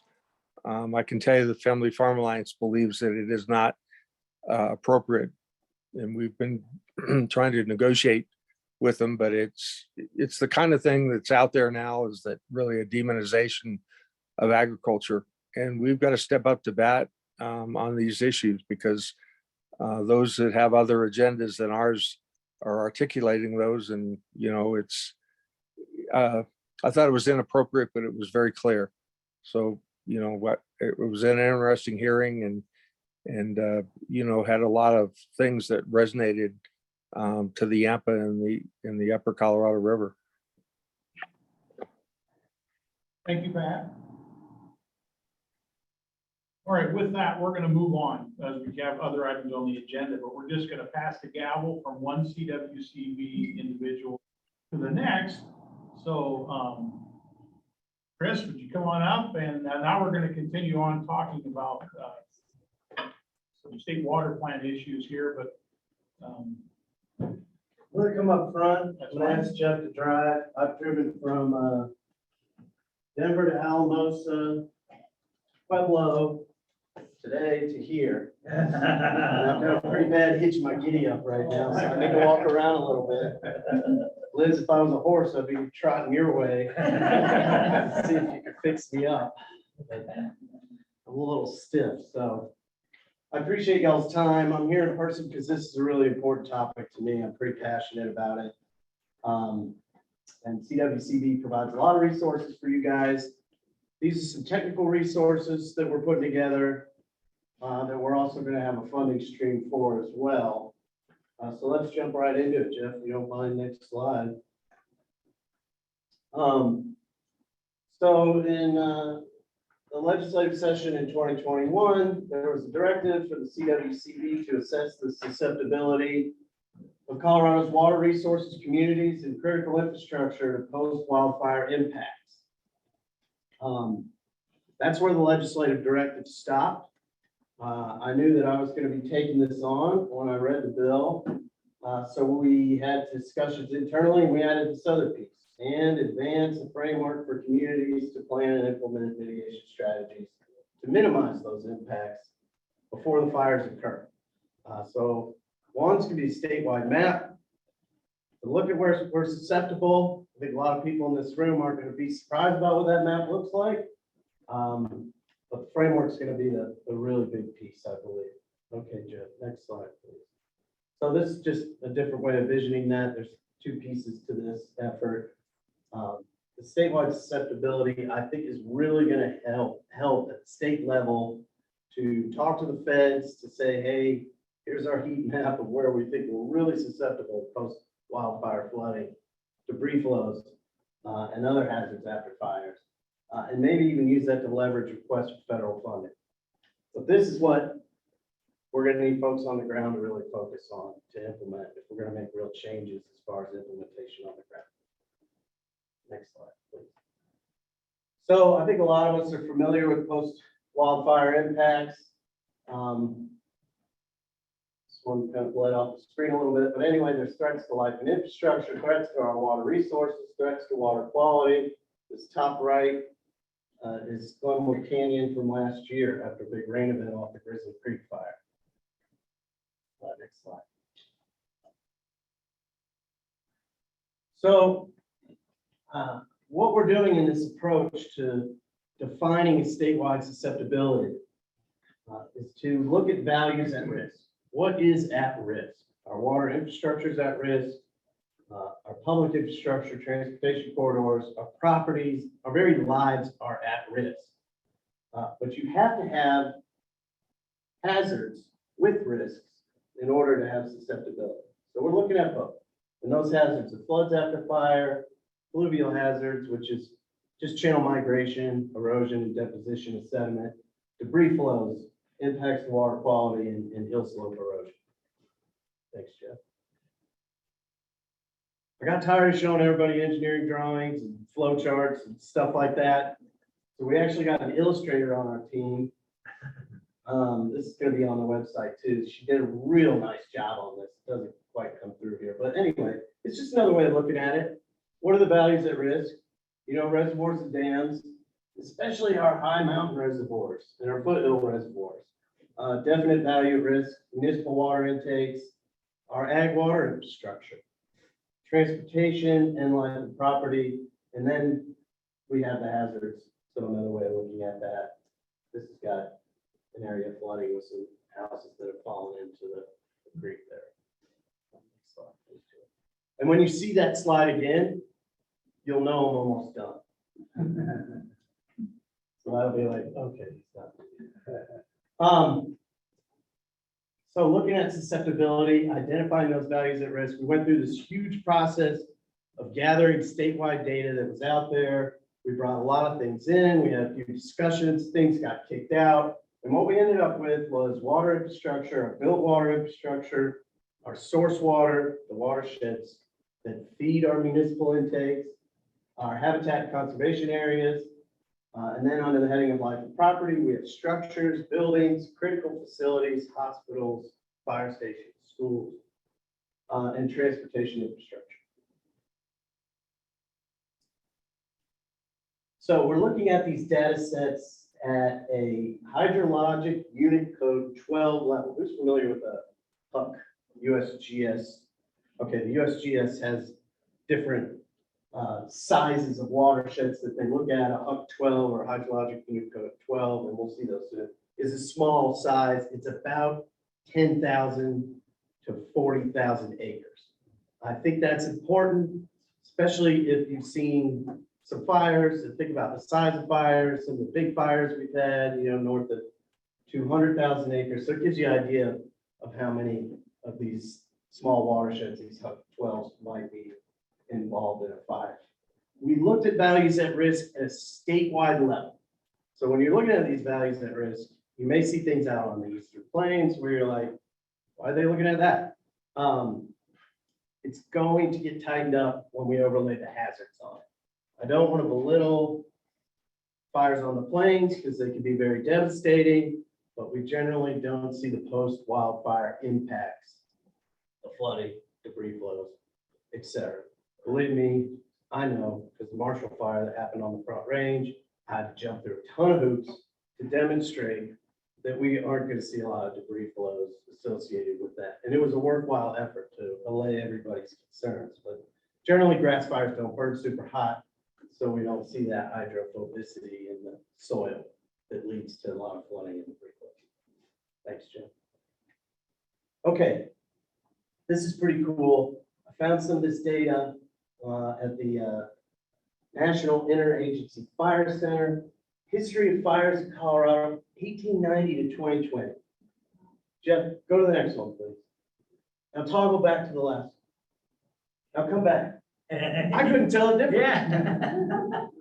I had to get my 10-year-old to come in and say, I said, Hoyt, show me, do you see difference? Yeah, I see difference. He saw it, but this is pretty compelling, right? A lot of fires since 2002. Now, I suspect our data record isn't as great as we go back to 1890, but still, hopefully the point's made. Jeff, next slide, please. And then here we see our big ones that have all occurred since 2002.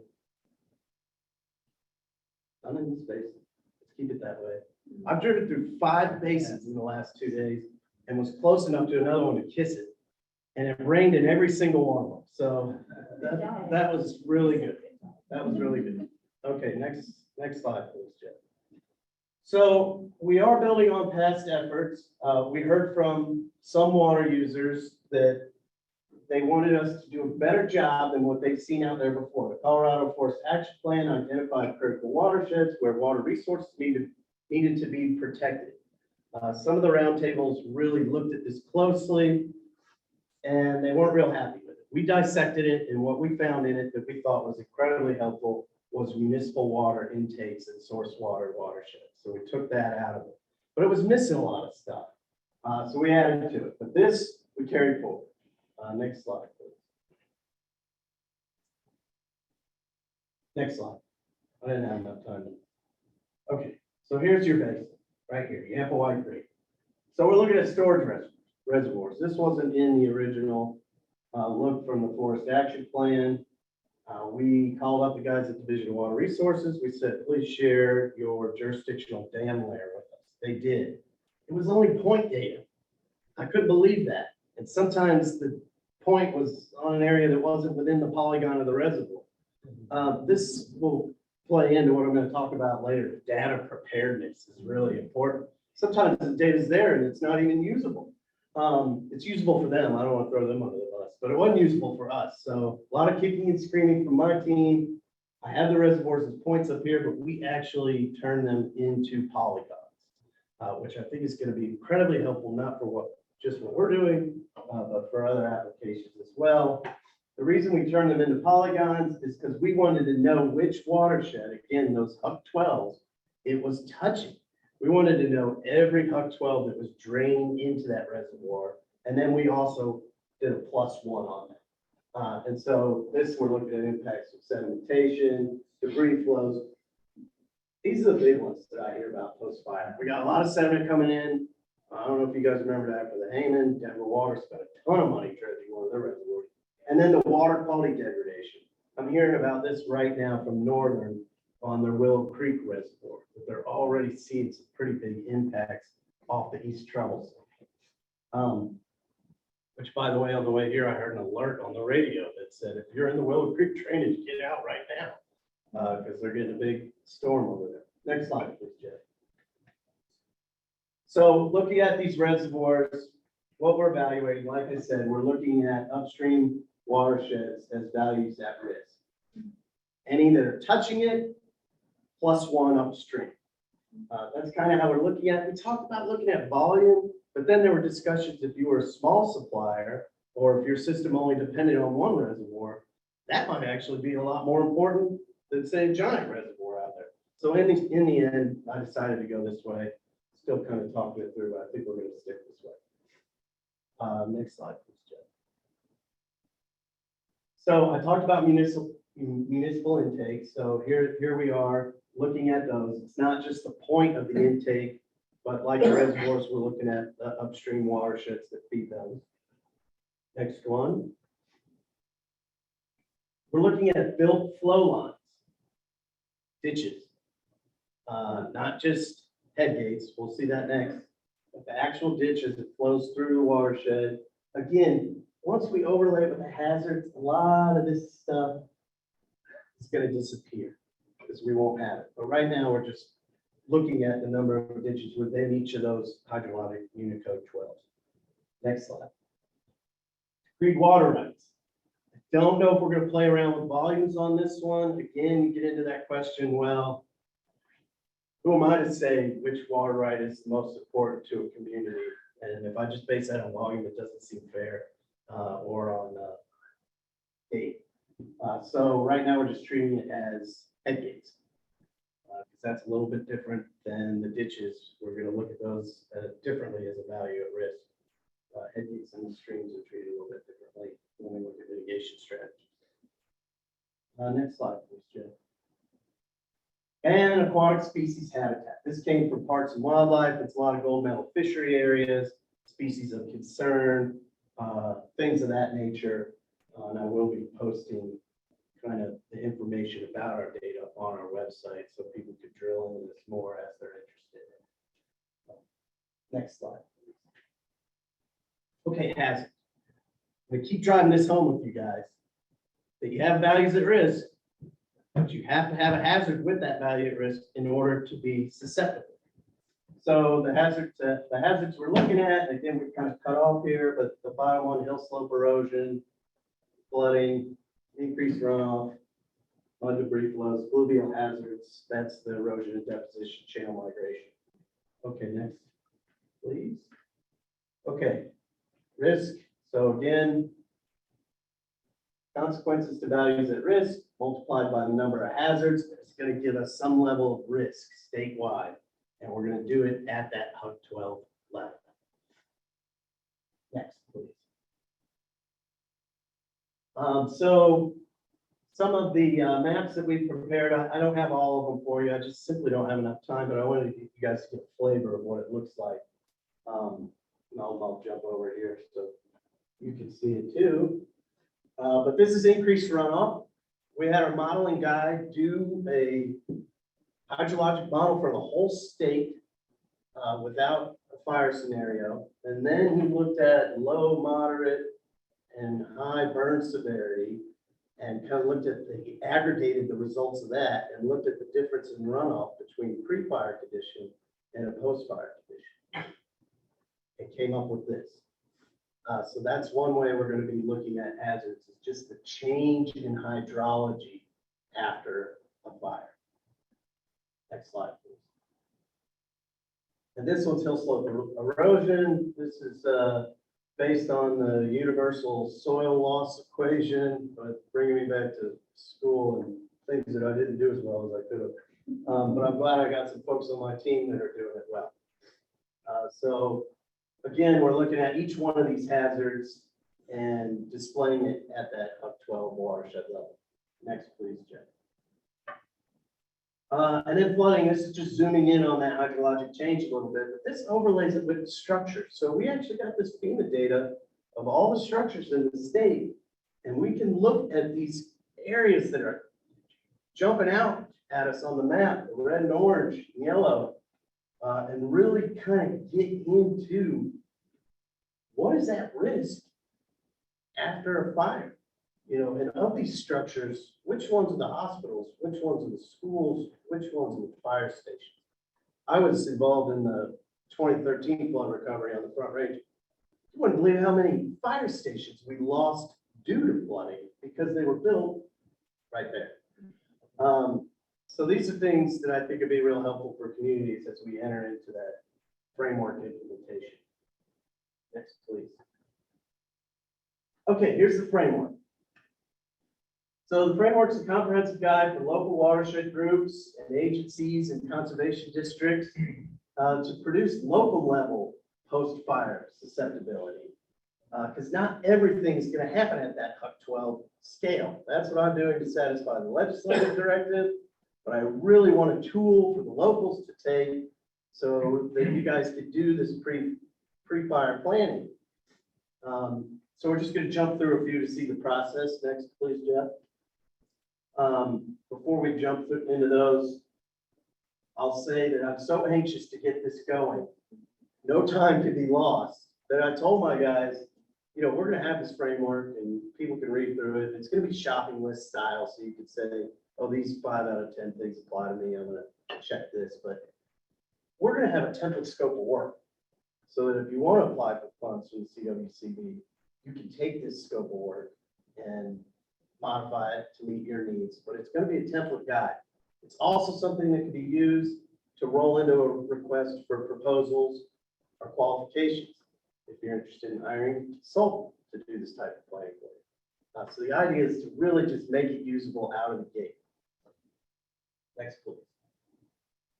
Okay, so there's different tasks associated with it. A lot of the capacity building, I hope that we have done in a lot of our watersheds. We don't have to reinvent these groups. You guys know who the players are, but there's visioning, establishment of goals and objectives. This is really important stuff. We can build on existing watershed plans and look at those goals and objectives, other water planning documents that are out there, stream management planning or integrated watershed management planning, if you've done any of that. Next. The stakeholder piece, it always kind of gets glanced over. It's the hardest part, I think. Science is a little bit easier, but who do we need to be talking to? When do we need to be talking to them? I can tell you right now, talking to the Forest Service about a permit to do something very innovative on their property after a fire is not going to happen. That's why we're dropping a lot of wood mulch out of helicopters right now on these troublesome, because that's about the only thing, you know, because don't touch our land. All right, well, can we drop stuff out? Do that. But if you want to get in there and do sediment catchment basins or something like that to mitigate, which we should be doing along with the mulching, those discussions are best had before a fire. What's the permitting process? Where can we do it? Where can we not do it? I got a great comment from Mark Shea this morning that said overlay the wilderness and roadless areas on your map so we can identify those areas that are going to be a little bit tougher to get after. I thought that was really good, so I'll be doing that. Next slide, please. Data collection, research, review, gap analysis. Gap analysis, what data exists? Is it in a usable form? I already talked about that a little bit. What data do we need to create? Who's going to house this data? And don't ask me to do it for you, because having the state do it for you is just another level of bureaucracy that you do not need, because I don't update the data. So there's a lot of county data that you need, like structured layers from counties. We got that when we did the hydrologic and hydraulic modeling for the East Troublesome. We said, Grand County, send us your structure layer. We'll run our model and we'll show you where the trouble spots are. We can do that. We can run models. I'd love help with that, but we're not the best folks to be housing your data. So that's going to be a big part of the template that we put together, some advice on how to do that. Next slide. And then the hazard analysis. So we looked at these different hazards. We have tools to analyze what those are. H&H modeling, hydrologic and hydraulic modeling is something that's often done after a fire. It's getting a lot cheaper to do it. We could do that. I just showed you we did it statewide and we made assumptions about fire severity. We could do that in different watersheds and do it in advance to get an idea of what the runoff change might be and where the risks might be. Maybe we don't want to go that far. Maybe the stakeholder group isn't into that, but wants to know what's involved in that model, what type of data do I need to run that model, so that you have everything, or at least a pathway towards implementing that model already set up in your template. And that's just one example. I'll also say alluvial hazard zones can be a really good way to just get an idea of where the channel is likely to move. And the CWCB has a protocol for that. It's at coloradofhz.com, or you can hit me up about that. But we have a lot of these tools, and I've got a technical team working for me that can help support some of this as you guys move forward. Next, please, Jeff. Okay, and that leads to the susceptibility analysis. Identifying the values at risk, determining the consequences of post-fire hazards, developing a prioritization based on the severity of consequences. If CWCDs help pay for this implementation, this is a must. Figuring out what we're going to address first, pre-fire and post-fire. Next slide, please, Jeff. Because there's different actions that we can do before fire, pre-disaster preparedness, mitigation projects associated with that, post-disaster, mitigation projects associated with that as well. So we want to see prioritized actions out of the implementation of this framework as we move around the state. And that's going to be really important. And without getting into it too deeply, and Jeff, next slide, please. Yeah, look at that. We're almost there. Let's talk about some of these actions just real quick. Reservoirs and dams. Okay, high mountain reservoirs and dams. What can we do there? Well, we can talk to the Forest Service about where their pods are. You guys heard of pods? It's new to me. Potential operational delineations. That means where they're going to do prescribed burns, or where they're going to do thinning, or any type of forest health treatment. Ideally, to help us mitigate the intensity of wildfire. Well, if they're doing some pods somewhere in here, I might want to look at the drainage network above my reservoir and say, what does that look like? Do I have deeply incised streams? Are they as deep as they are wide? Because that means they're not going to hold a lot of sediment after a fire. It's going to keep moving through. It's going to erode it even more. That area is going to contribute more sediment. It needs to get out of the banks, spread out on the floodplain. So I would want to look and know an assessment scale. This is like a geomorphological assessment. I'd want to know where in my watershed I have well-functioning streams and floodplains. And I'd want to protect those. I'd want to know where those channels aren't in the best of shape, and I'd want to restore them. And then working with the U.S. Forest Service, you could say, hey, we're going to do all this work on our drainage network to protect our reservoir. We'd like you to do those pods upstream of these key areas that we've identified. And then finally, I'll say about reservoirs, that layer we just created, maybe during fire itself, there's a suppression plan in place where you can actually say, hey, here's our key reservoir. We really need to protect this area above this reservoir during the fire. So there's going to be different applications for some of this data. Other things, just real quick, mitigation strategies. Sometimes you cannot protect folks with physical treatments. They're too expensive, or the terrain's too steep. There's a house here and it's below a really steep gully and there's going to be a debris flow there. We saw this off Cameron Peak and people lost their lives. It is absolutely horrible. Identifying that in advance will educate us about where we should be putting early warning systems, where the sheriff should actually be knocking on doors after fire to say, you live on an alluvial fan and you need to look up at how steep this is draining into your property. And you need to have a plan to get out of here if it's raining. It's that simple. There should be no reason to wait in that type of scenario. Anyway, I don't want to go too deep in that. It makes me upset. Next slide, please, Jeff. Okay, just a few more. So the framework is going to come with a lot of fact sheets. Again, it's shopping list style. I don't want to overwhelm you guys with a big document. I think Russ was talking about this with the water player, trying to evolve in the way we communicate. I'm a Gen Xer, so kind of like go both ways. I can still read a book, but I also can just have little tidbits of information, and I find that helpful. So we're going to have these fact sheets on different things that I've been talking about. You know, you may be interested in water quality, for example, or the GIS preparedness. Boy, we need to jump on that right away. Next slide, please. this is the cool part. We just launched the website, Wildfire Ready Watersheds. There's a QR code, although maybe it won't work with it being cut off, but wildfirereadywatersheds.com. Say it fast a few times. If you stop, when you get to the point where you're not twisting it up anymore, then you'll remember. It took me a while to just say it. But please do check out our website. We'll be adding a lot more to this as we progress. The legislative directive gave us to the end of the calendar year to come up with this susceptibility map. And we're going to release the framework with that as well. Okay, I think I just have one more. Jeff, thank you so much for driving for me. Now let's sit down. So thanks a lot, you guys. I really appreciate your time. Good to be back at Craig. Hopefully this stimulated your mind a little bit. And let me know if you have any questions. And I'll now send you the list of reservoirs, the jurisdictional dams that we have. So if anybody wants to get in there and double check our work, hey, you missed this one, you missed that one, then give you a holler. And of course I had it too, so you can give me a holler too. That works for you. Absolutely. Okay. Yep. Thanks a lot, you guys. Thank I you. appreciate it. Thanks, Chris. Okay. That was more than I was expecting, Chris. Thank you. Very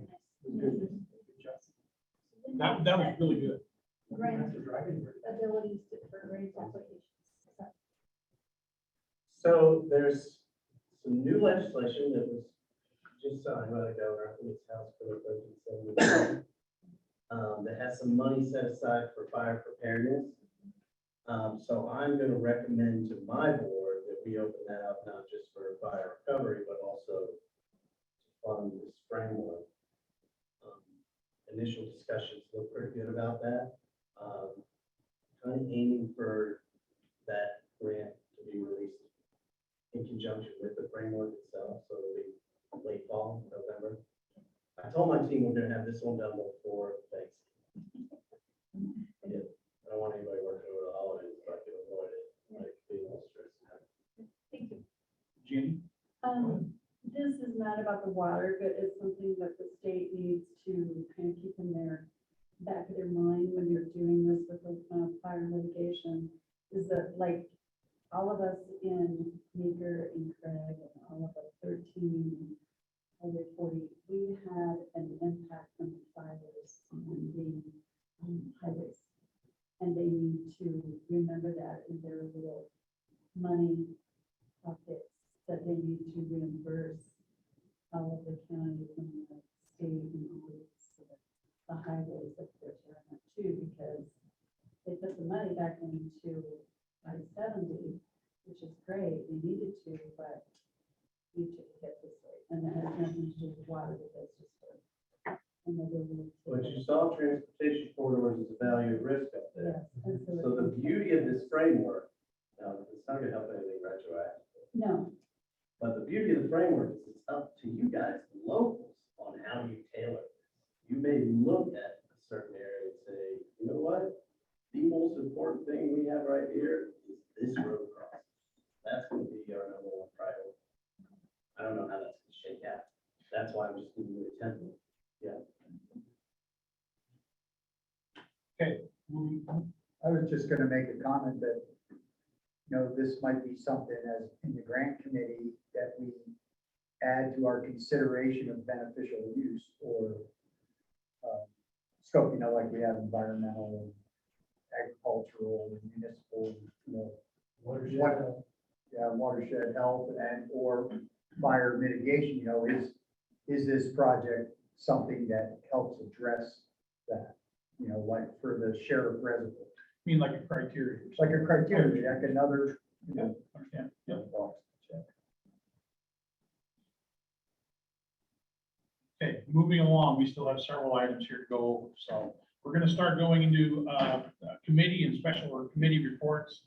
We do have the Yampa-IWMP that does have 15 minutes and an action item on there. So we're going to get to them here briefly, but at first we're going to go into REWE, the White River Integrated Water Initiative. I gotta have fun with it, You're Kelly. the only one that calls it that, yes. That's all right. right? So anyway, Callie, go ahead.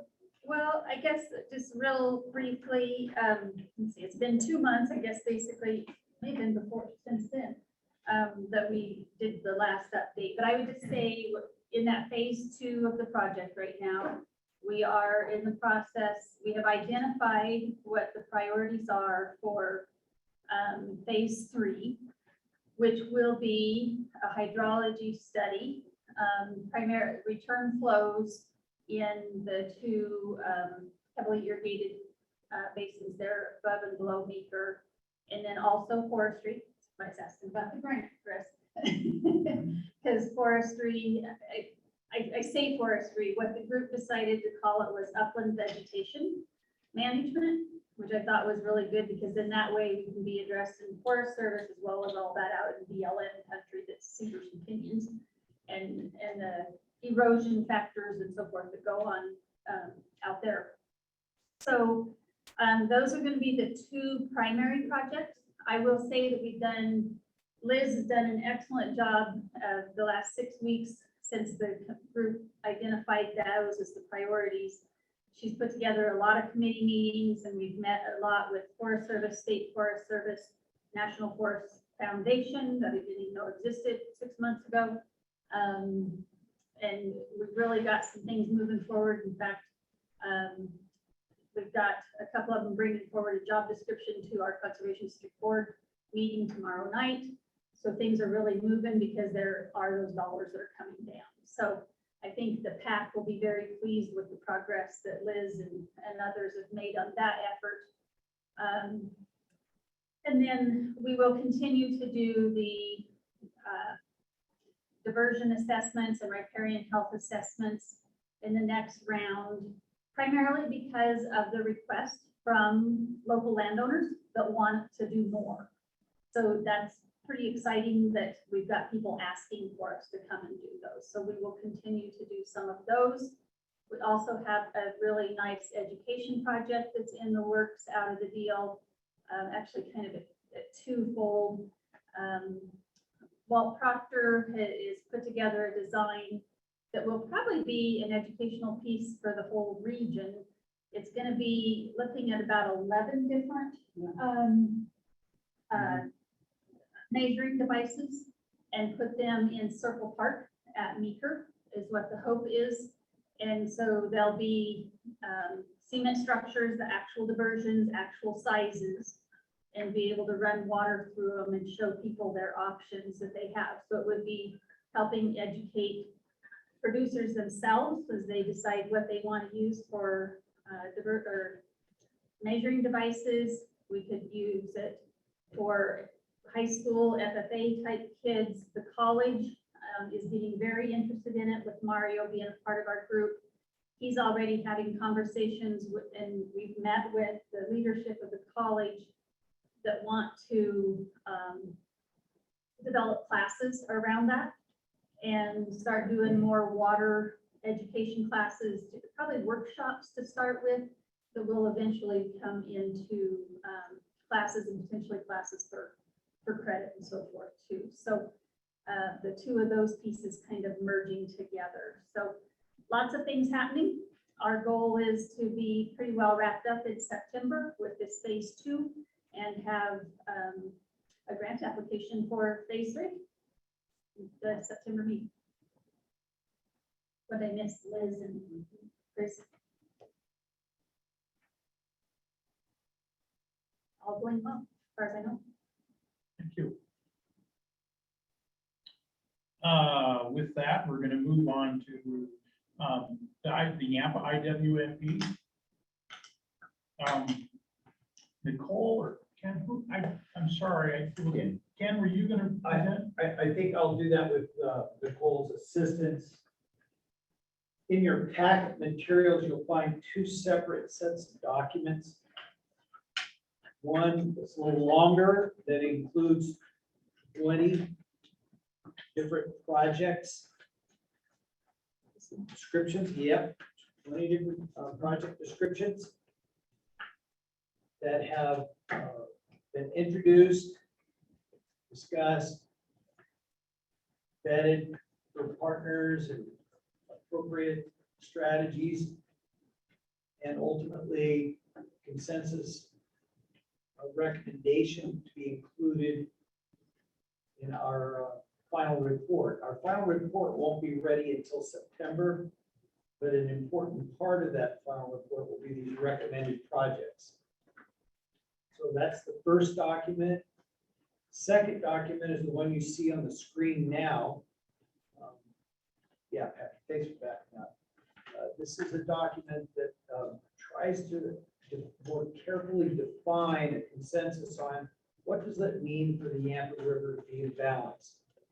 During our discussions that we had about appropriateness of projects, would always boil down to, well, what is the value that this has toward what we're trying to accomplish in the valley? And so a group of the committee members decided that they would try to tackle what are the characteristics that really define a Yampa River that's in balance. And they spent quite a bit of time in subcommittee work and came up with these 10 qualities. So these two documents of the Yampa River in balance characteristics and the project recommendations from our final report are the two documents that we're asking you that I'd like to answer any questions. And then we would like to ask you to accept them as part of our final report. This is what the last 3 years of work has been about, trying to do all of the research, find exactly what it is that we're trying to accomplish. And more or less, in a lot of ways, this looks a lot like the action items out of a strategic plan, the goals and action items out of a strategic plan. And we tried to, our committee has a pretty broad representation of perspectives and backgrounds. And so for us to come to consensus on these 20 projects was not at all, at times it was not easy. And in fact, I think we had hoped to be done with this many months ago, but we didn't rush through it. If there was anyone that wanted to voice concerns or had ideas about how to make the project better, or wanted concerns about what it was including or why, we took the time to make sure that we vetted that. So we're looking at those 20 projects, we're looking at these 10 characteristics, and that's what we'd like to include in our final report. So may I answer any questions?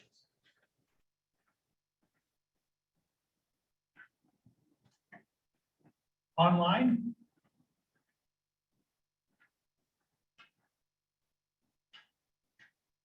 In the room? So I would just make the comment on the Yampa River and balance, that there were. So you want to speak a little stronger at the. Yeah. So I'll just comment on the Yampa River and balance. I think we ended up with 10 final things that we said. Yeah, we originally, when we put the list together, there was originally 15, and we could not support 5 of those inside the BIP goals, because if it couldn't relate to the BIP, then we didn't want to bring it before this group. Because the BIP is, and I forget who said it, it might have been Jeff, but it's been, we spent a lot of time putting the original one together, putting the second one together. There was a lot of negotiations, there was a lot of back and forth, and we felt that anything that was on the list of what makes the Yampa River the way it is, that wasn't supported in the BIP, that it didn't make it to this portion. So 5 of the 15 didn't come forward. But that sounds like something that makes for a very, very thoughtful conversation, is what it makes it sound like you have. The group really put some thought into it. Well, there's a fair bit of tire kicking going on. Good, good. Not saying the White River hasn't had some of the same. That's good. It's good. it's exactly what we're supposed to do. You know, if everybody shows up and they all have the same opinion, I don't have a lot of confidence. So I made several comments on it throughout this process. Talking with Steve, it sounds like most all of them are incorporated. What I'm still a little bit struggling with is I'm gonna repeat a comment that I've said and others have said before. I'm struggling trying to understand how this helps us beyond the bid goals. And I'm not, I think you're at a point where I can agree with the document, but I'm not sure what the point of the document really is, what it means us beyond the bid goals. The river imbalance document. Yes, yeah. Nicole, you want to tackle that one? I actually didn't see her on, was she on? She was earlier. We're being asked to adopt this, right? This is the agenda. item. So we're accepting. You're being asked to accept it. I don't see it. She's not on there anymore. No, but she was earlier. She was way more involved in this than I was. In fact, I actually, the first time I saw the list of 15, I said, there's no way you're going to get this approved, because I just thought it was too far. I think what I understood it to be is kind of a bridge between our projects and the bid pools. Kind of help us say, these are appropriate because they support these characteristics that are consistent with the bid pools. That's how I would, as concisely as I can, express why they became important. Because there was pushback, and you were one of the ones that pushed back and said, why are these projects important? Why is this important to me? And why is it consistent with what we're trying to accomplish here? And especially it came out of the environmental report, because the environmental report alluded to the river being in its natural state, or there was a best, like there was this utopian state of the river. And nobody wanted that, because that, like, when was that? 500 years ago? There was no agreement on when the river was perfect and what was the standard that we were comparing against. And so what evolved out of that was this, a river imbalance, that everybody agreed, okay, these are characteristics that, from both, just about any perspective, yeah, this would characterize a river that was imbalanced. I think that's probably the best explanation I could give.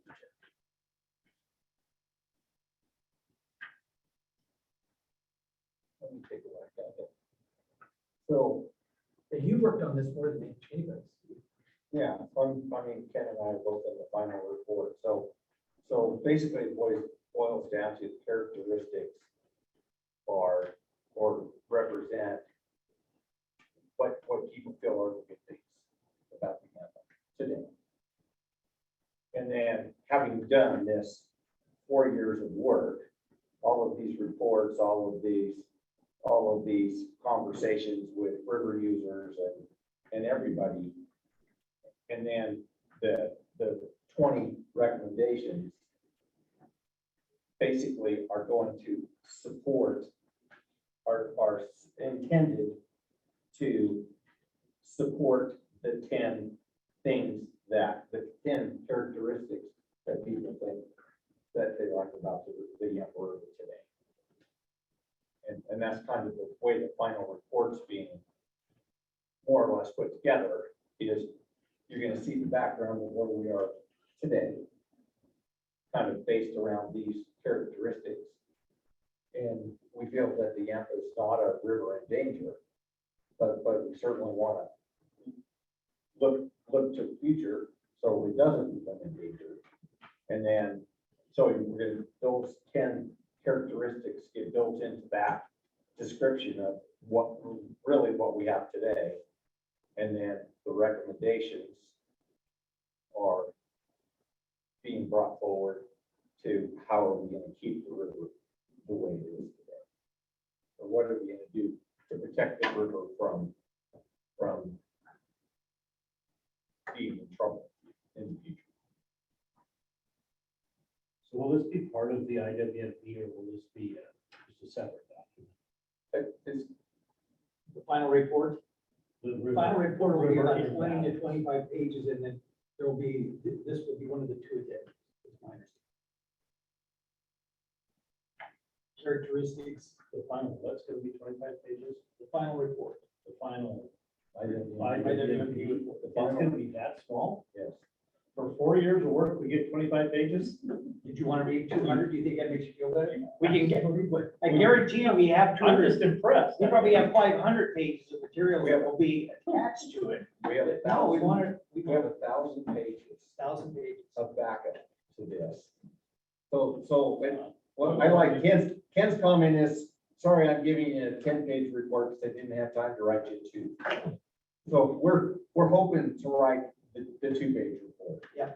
And put it down into 25 pages, but at some point, Jeff, that's gonna have to live on like our Basin Roundtable website, and you'll be able to put links and get into, the 200-page environmental assessment or whatever. And like the state water plan, it's going to be graphically easy to read and understand.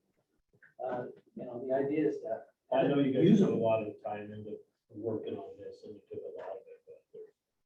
Well, and we have a small subcommittee of about, 6 or 7 people that are working on the final report, trying to, boil it down into the essence of what we want to communicate. Answer, the short answer is yes, the river imbalance is gonna be part of the IWMP. Yeah.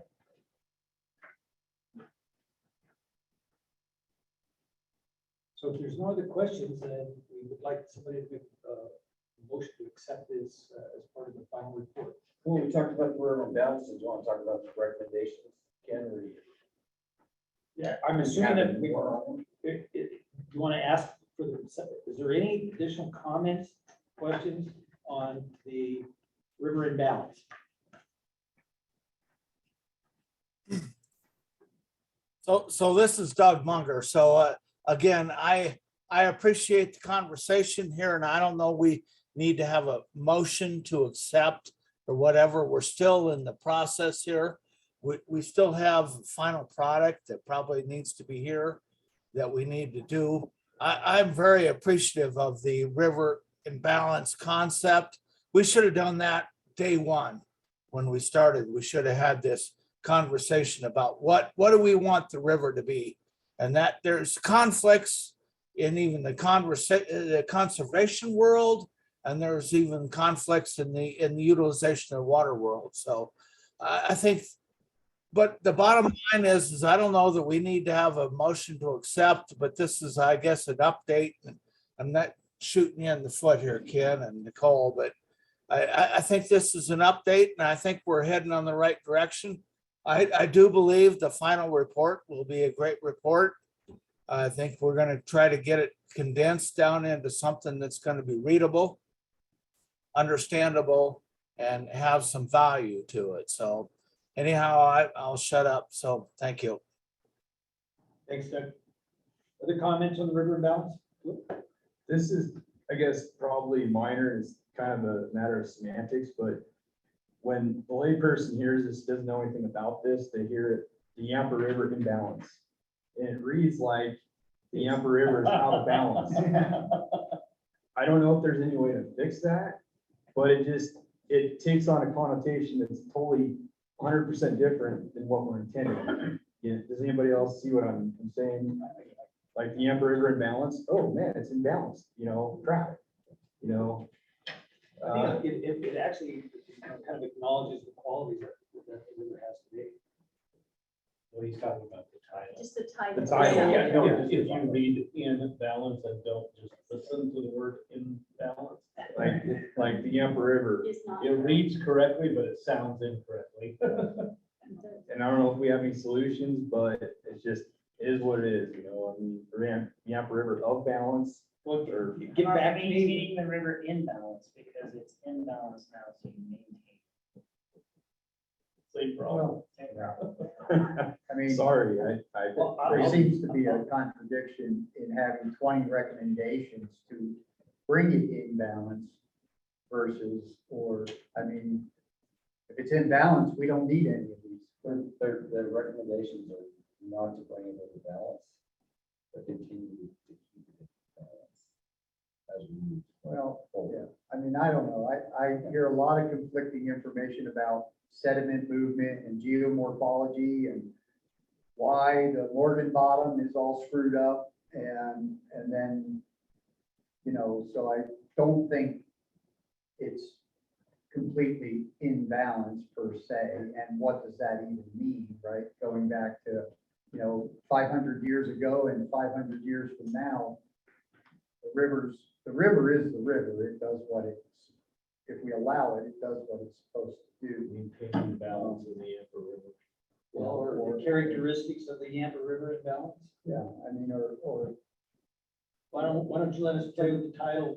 Because if the only objection we have is the way the title reads, we can work on that. Well, and if this is gonna be part of your IWMP report, I concur with Doug to where what you're presenting tonight is more of an update and really doesn't need acceptance. So that gives you some time to actually continue on and do some refinements to this. Rather than just drawing it, you can continue to do some refinements, wordsmithing here or there, so that you can get a good consensus. I don't know, I'm trying to help and keep us moving along here as well, so. I'm dying to move along. It's the Yampa IWMP. I'm here to support you. And I'm trying to give options to support you to keep moving forward, so. I appreciate the feedback and I'll bring it back and discuss it with the group. Okay. And I don't want to be misunderstood in reading through the 10 characteristics and the 20 recommendations.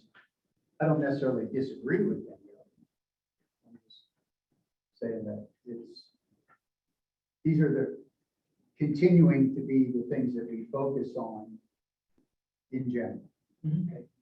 Be sure to share that with the group. So are we at consensus then with this? All righty, with that, we're gonna move on. Division 6, Aaron Light, where are you, is she still with us this evening? Yeah, I'm here, Alden. Yes, please go ahead, enlighten us, as to what's going on in your world. Oh, well, let's talk about abandonment first. So the protest period ended, that was June 30th. We had 55 protests, which was quite a bit more than in 2010, but I think a little deceiving too. In 2010, we had 29 protests. But this year I noticed that a lot of protests were individually filed for, I should say, filed individually for different water rights rather than one protest including multiple water rights. There are a lot where one protest was filed for one water right, and there's like one owner. For example, there's an owner in the North Platte River Basin who filed 11 protests in 2020, each for one water right, and then in 2010 they filed one protest. So that's where it's a little bit deceiving, but nonetheless we had 55 protests, which is quite a bit to work through. So that's the status on that. The cases for protest cases are not at issue until October, so we can't enter into any stipulations before the middle of October. That's not to say we won't be working on developing stipulations for some of these protests before then. And then the other thing, just of note, employment, we're looking better. We still have 2 vacant positions in Division 6, which is, way better than we had been. We had 5 positions vacant, but we have filled 3 of them. The employees haven't started quite yet. We have one person starting on July 21st. That's in the White River Basin. That's our deputy water commissioner position. Our water commissioner position for South Route, District 58, that position got filled. That person starts on the 25th. And then for those in the Little Snake River Basin and Green, we have filled that position. So that's District 54, 55, 56. And that person starts on July 27th. So we're busy getting those new employees ready to go, and we'll get them spend a lot of time getting them trained. The only other position that I'm finding really critical that we haven't been able to fill is our lead water commissioner in the White River Basin.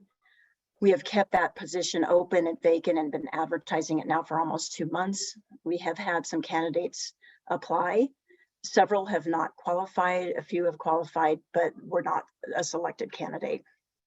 So we're, that's our most critical position right now that we really need to fill. And I'm sure Callie is fully aware that we need to fill that lead water commissioner position in the White River Basin. Aside from that, measurement rules, you probably all know we held 4 in-person measurement rule meetings in the White River Basin. That was Meeker, Walden, Steamboat, and Craig. Attendance was actually best in the White River Basin in Walden. And then we plan to hold another one that will be virtual, and that's now scheduled for July 27th in the evening, and you guys will be getting notice on that once we get the Zoom link put together. So that'll be our last and final stakeholder meeting. For those who haven't been able to attend one, you know, the main impetus in having these stakeholder meetings again was to actually go through all the red lines of the measurement rules. So we kind of went through and scrolled through the measurement rules and all the red lines and updates that we've made. So that was really the main reason for meeting and discussing those changes. With that, you know, probably the biggest change we're making, again, if you didn't attend one of these, is that we are going to move through the water court process rather than the APA process. And I think Director Ryan did notify people that we are making that change and going through the water court process. So our hope is that we would have a final set of measurement rules to submit to the court, hopefully October, sometime this fall. So that is all I have, but I don't know if anybody has some questions for me. Anybody in the room? Aaron, I noticed in here, there was something about a diversion that hadn't been used and that there had to be written notice to reactivate it. And I was just curious how that plays into like the abandonment list and those sorts of things. Are you, I'm maybe not sure I'm fully following you, but are you referring to the measurement rules and something being deemed inactive or being approved as being inactive, and then whether that would subject it to abandonment? Right. Well, or how they reactivate it. Because it said that the inactive diversion structure, so it's 18.9, that was the paragraph I was referring to, and shall not be used until such notification is given and the diversion structure is determined by the division engineer to be in compliance with these rules.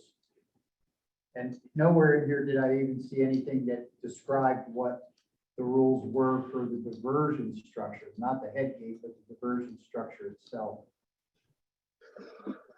Okay, well, and that's one thing we worked on quite a bit, was the definition of the diversion structure. And in the diversion structure is intended to encompass, and I should say that the definition is intended to encompass the diversion dam, the head gate, even the measuring devices, the whole structure in combination, if you will. So what we would be looking for somebody to reactivate their ditch is they're going to have an operable head gate and a measuring device. And then, you know, the diversion dam, we all know that there's all types of diversion dams out there, from something developed by the NRCS or to somebody putting a couch in the creek. And I don't jokingly say that. I mean that people would put a piece of furniture in the creek as a diversion dam. It all works if it's you know, effective in pushing up water, getting your head gate under pressure and sending water down your ditch.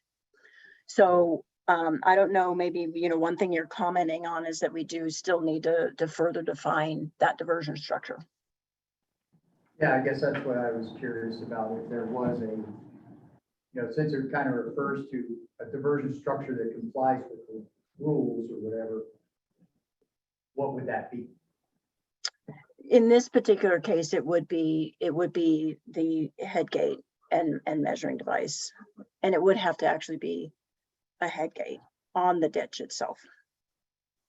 Right, so you can control your ditch, basically. Yes, right. And I say that cautiously, yes, and that we do see people who will put nothing on their ditch, but they'll put a structure in the creek with boards.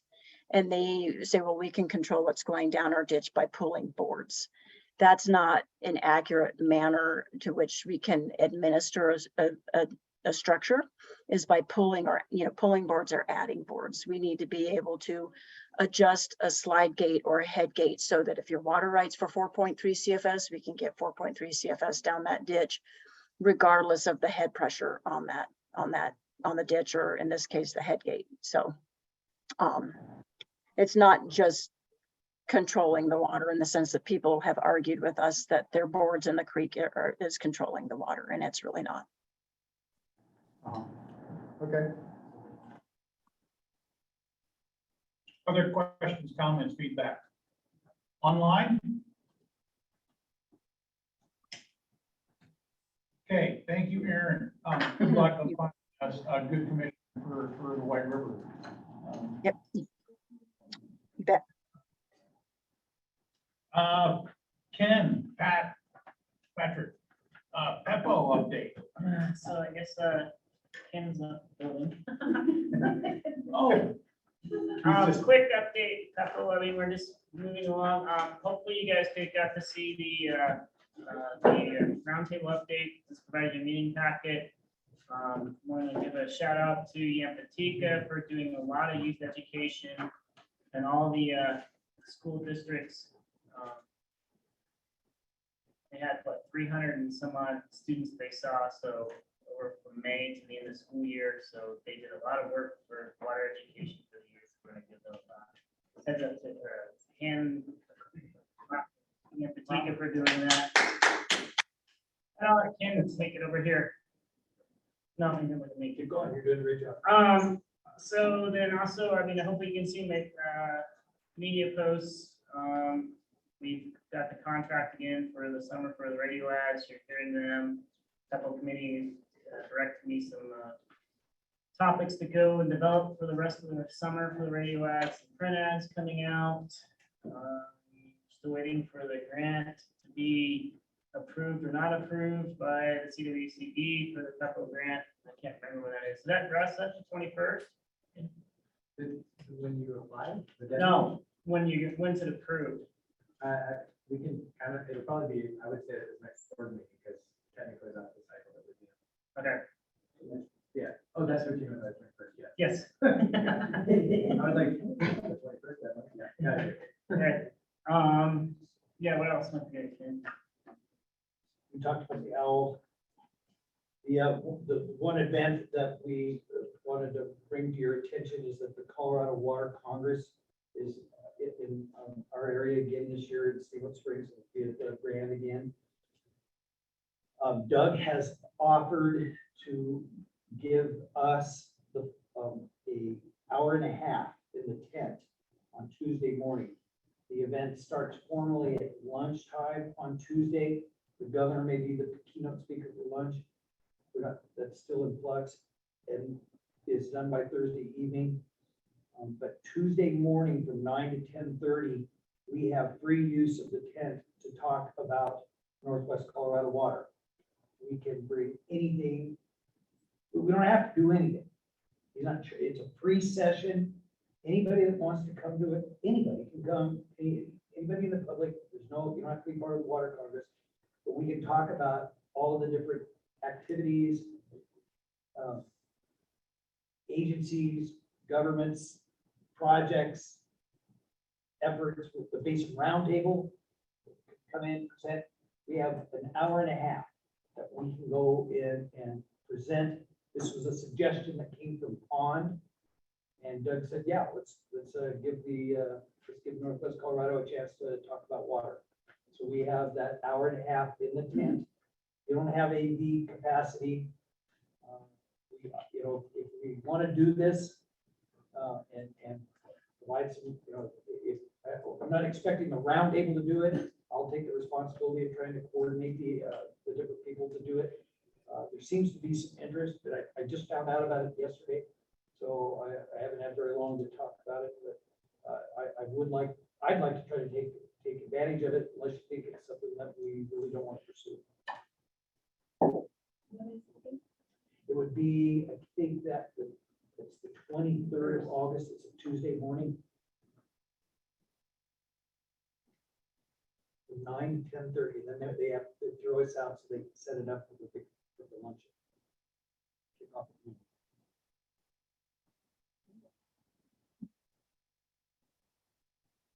Encourage everybody to try to come if you can.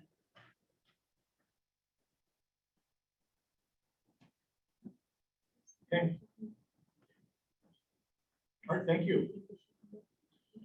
Okay, item 9A, I think last month you were made aware, I was not here unfortunately, but that Megan is moving on to other adventures in her life. So we are looking to fill the position of a recorder within our roundtable. There is an ad that is on our Basin Roundtable website. Patrick, I don't know, have we put them in the newspaper yet? The newspaper should be running 2 weeks in Craig and 3 weeks in. Okay, okay. So we do have some ads out there, but I know word of mouth really helps as well. And we have a fairly thorough, robust job description that's been developed. That took some time to get, but we got it. But it definitely will help the individual kind of understand more about the responsibilities and how that contract works. Because they are an employee or a contractor for the CWCB, if I understand correctly. So that's how that works. So Soon to come with additional funding for equipment. yes, yes. So we can hopefully modernize that. So, but please do share. It can also be based Roundtable members, if I understand correctly. So if somebody on here has some additional ambition, come step forward, Steve. So you did that, right? I did the secretary for 18 months. So I did that for quite a while, and that's how I learned how to do this stuff. So, and I'd rather not go back to that role, but It wasn't paid. no, I just volunteered to do it. So, yeah, but anyway, please do share that. And it is a great way to get integrated into what's going on in the water world. And to what we do, because you get to listen in on the conversation. So, and yet you don't have to say anything if you don't want to. You kind of just sit back and learn. So anyway, with that, I'll shut up. Anybody have anything else they would like to? Well, we could ask Megan if she had any advice to us, what she liked best about the job and what cautions that she might have for us. Can't really think of anything off the top of my head. I do think an owl, I think that's a phenomenal idea in addition. I do have a projector and a laptop that April passed down to me that I have not turned on. I think you and your wife used it one time. Yeah. But I don't know, that might need updated as well. I don't know, I haven't had the chance to use it, but that'll come over. I believe the laptop is from one that Jeff DeVere donated to us that he retired from the college. Oh, yeah. Okay, so we know, I know we have So we can put it in a museum. Yeah, so I mean, Yeah. please continue. You get to pay to recycle. No, I don't know. Gosh, you put me on the spot. I don't really have anything, I guess, off the top of my head. Did you find the job interesting? But yes, very much. We And a might lot of connections I was able to make as well. That was extremely helpful and beneficial. Well, congratulations on your new position. And if I understand correctly, you're still going to stay in the natural resources world? So extension, yeah, so it's, Good. natural resources, horticulture, ag, 4-H, the whole gamut. So, Good for you. And a master's degree. yeah, and I'm working on, and that was part of why I decided to relinquish my duties, is I've got to apply for my master's this fall. So it's just, yeah. And to me, I guess, for me, the recorder, I've seen, we had April prior to, as you know, was Megan. But April moved on and was able to get further her education.